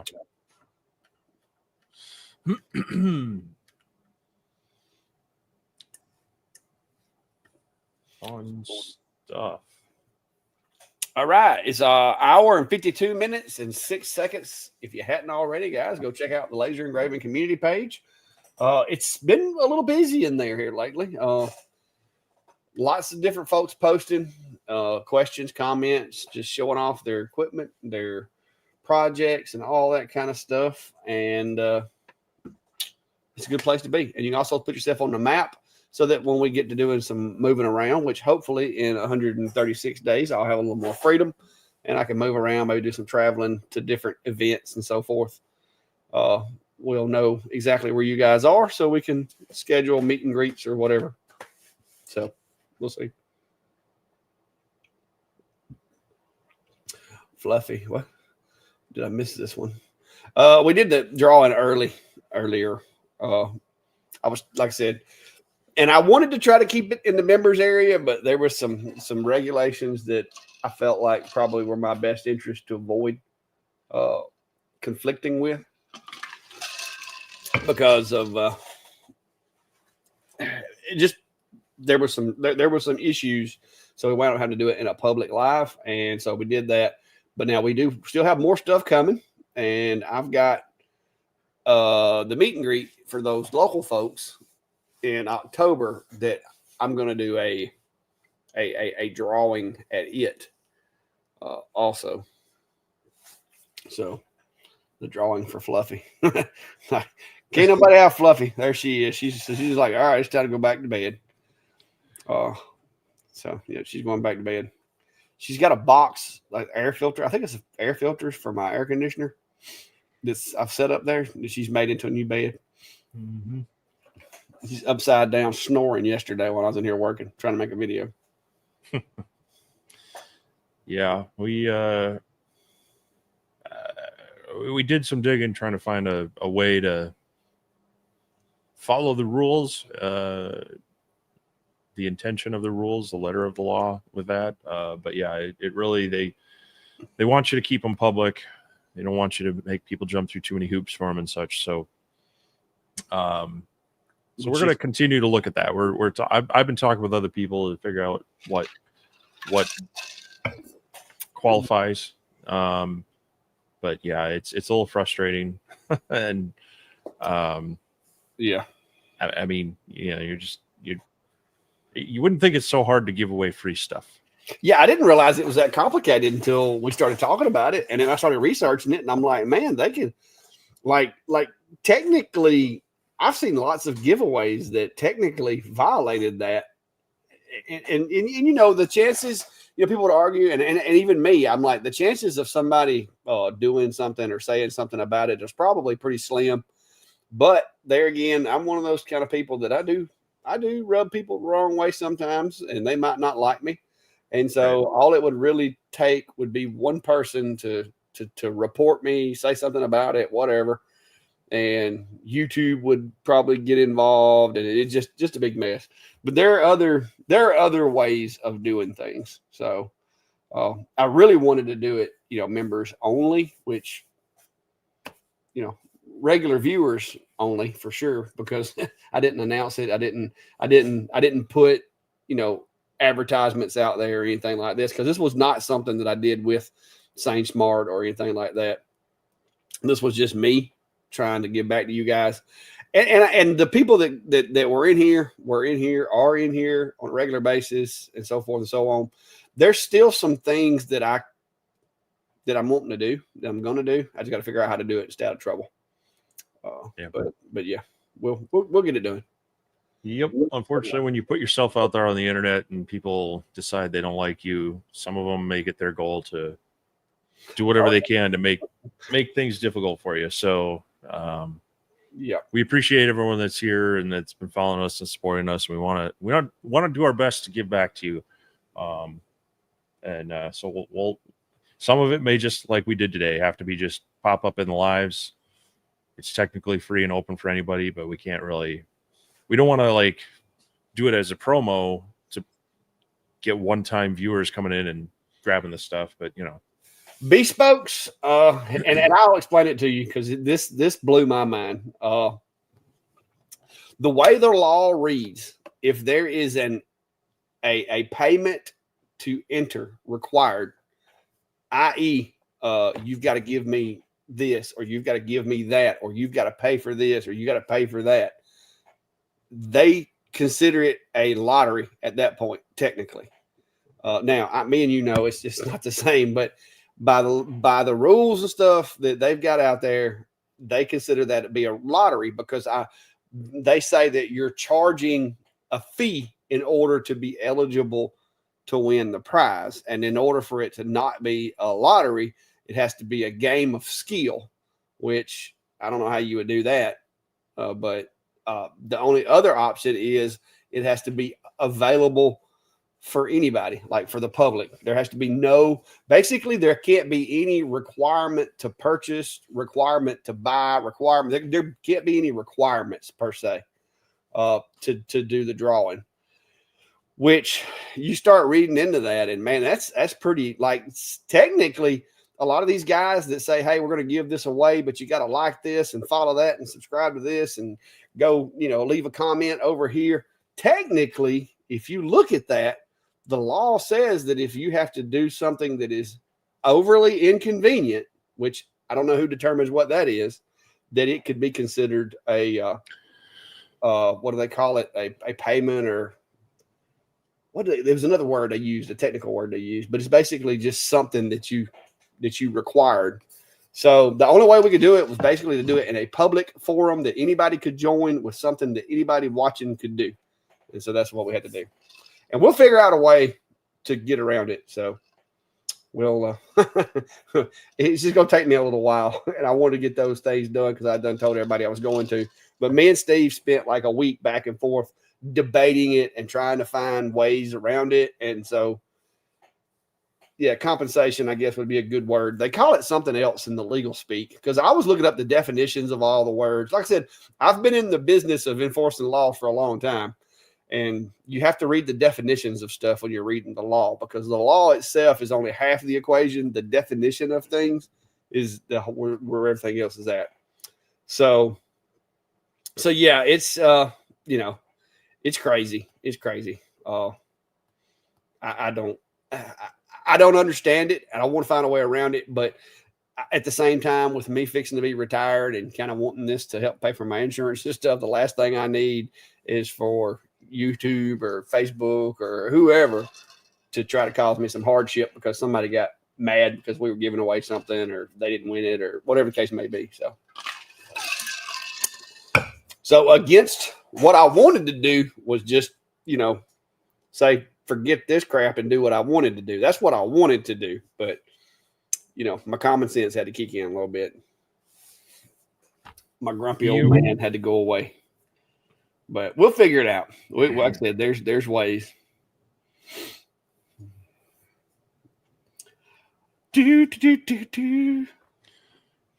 But that's That's why all these, like when you see these things where they're talking about no purchase necessary to win, you may enter by drawing this and putting it. So, in other words, the only thing I would have accomplished if I'd have tried to keep it to members only, I'd have had to have a sign up form that people that weren't members could sign up and do it that way, and that takes the whole members only thing away from it completely. So, well, I think the crux of it is finding out what is meant by making it too difficult to enter, because a lot of those, they'll say no purchase necessary to enter. You just have to mail a postcard to whatever with your information. Well, a lot of people aren't going to do that. They're going to type their name in online, but they're not going to take the time to mail something in per se. And the few that do, but it is there's technically a lot of, even YouTube has a lot of requirements that you're supposed to meet as far as how you're handling it and such. So we want to do it, but it's also becoming a little bit of a headache with it. So we're going to try to find the best way to do it. So yeah, Robert. So what I did is I did not find anywhere in the rules that said I had to advertise it ahead of time. There's nothing in there anywhere. So what I tried to do was I gave my members a heads up that tonight was going to be the night in the members area. That way they knew what was coming. So, you know what I mean? And there's nothing that says I can't do that. There's nothing that says I have, I can't call Steve and go, hey, Steve, I'm going to do this tonight, So, but we're going to come up with a way that we can do it and make sure that we don't get in any pickles and be able to give back still one way or the other. But that was the whole thing, is by doing it in the member area, they could say, well, not everybody's going to want to be the member, and they do have to pay, even though it's like, very, very cheap and all these kind of things. But I'm going to come up with some way. I'll figure it out. We got plenty more things coming and all that kind of stuff. But I told you guys last week that we'd be getting rid of it within the week. And so that's what I had to do. Cause I done told you guys we're going to, so there we go. All right. Let's wrap it up on topic or a more on brand question. D Diggs, any glass engraving experience with the OhmTech Polar 50 watt? You've got the most experience with Polar. It does glass okay. I mean, it's not. Bring it out of focus, because anytime you're doing glass, to me, I like the look of it being slightly raised out of focus. But just testing. I do find that the cheaper glass from Dollar General, places like that, seems to have some really smooth engravings.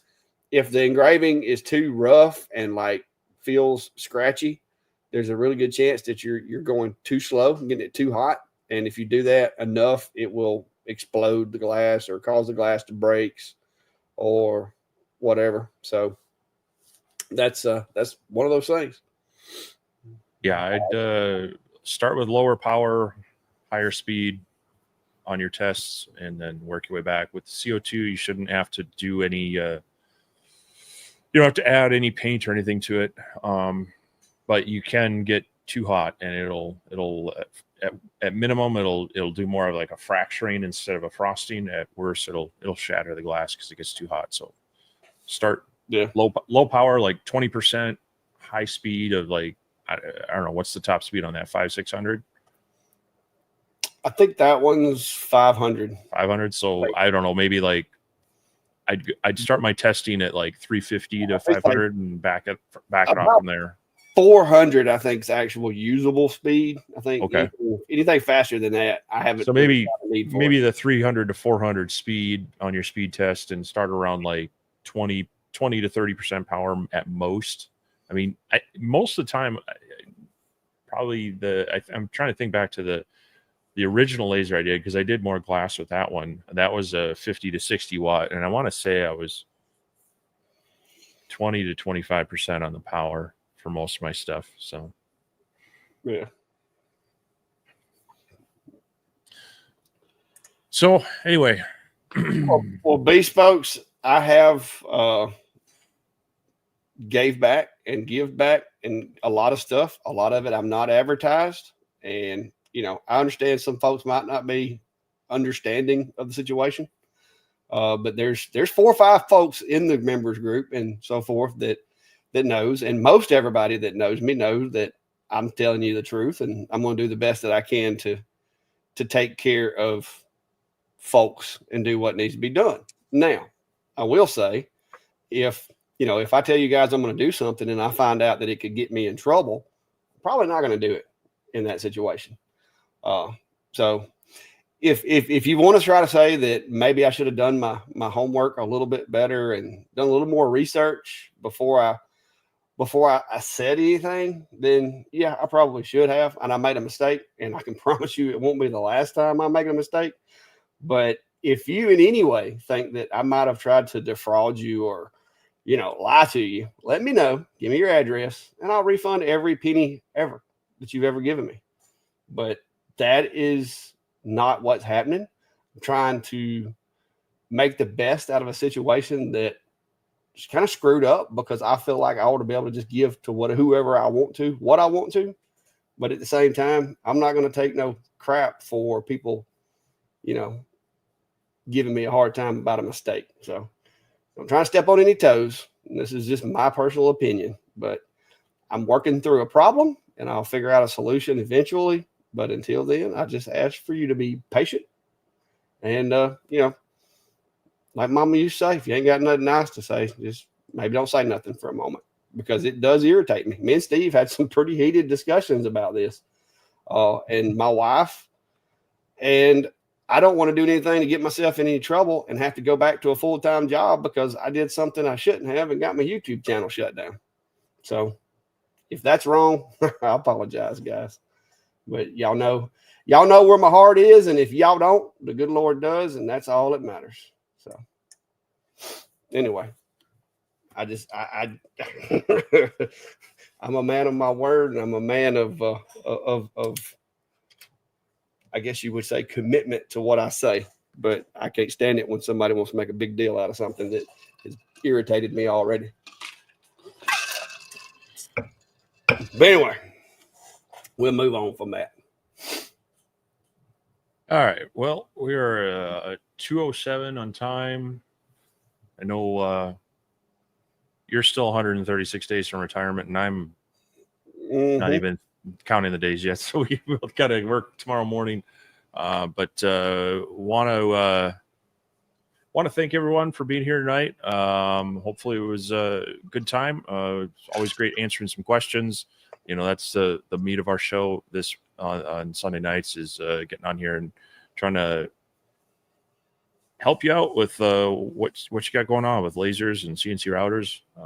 Haven't done a lot of 3D printing lately, although I have been looking at that Elegoo printer. Yeah, I've been using mine, but I'm happy with what I got, to be honest with you. I want a P1S eventually. Well, that's the thing, is that the Elegoo, what is it, the Centauri? I think it's equivalent to P1S, but it's like half the price. So well, now that might not be a bad thing if it does as good a job. I'll let you get one first. Well, I'd have to pre-order it, and they say they'll be delivered by July 31st, and I'm like, it's like 6 weeks, but or actually more than 6 weeks.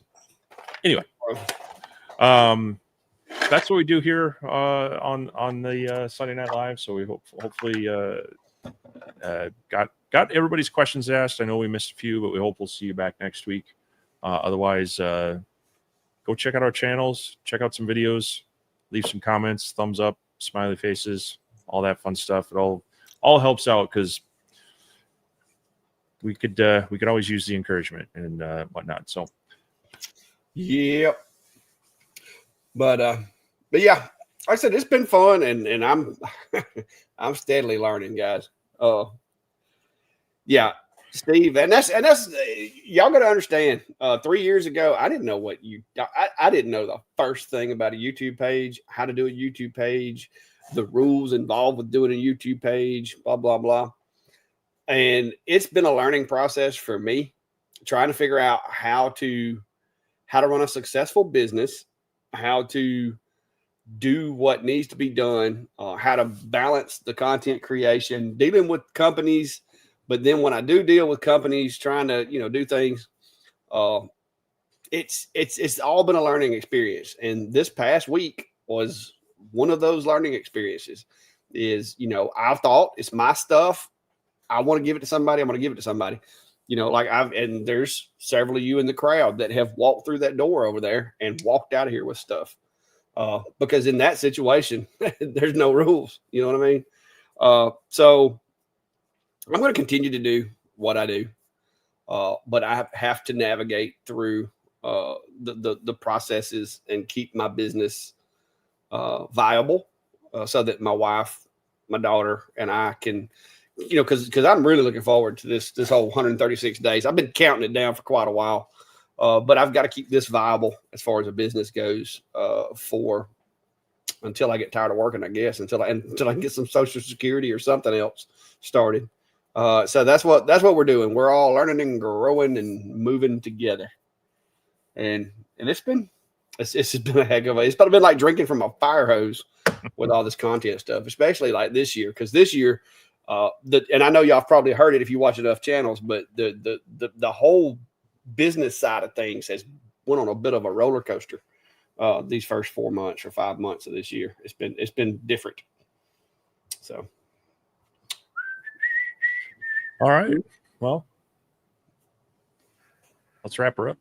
All right. I appreciate you. Yeah, that's about it. Anybody else? Last call. Everybody got any questions? But if not, it's 9:13, guys. See ya. And next week it'll be what, Steve? 129. All right. See you guys. Steve's mad. See you, everyone.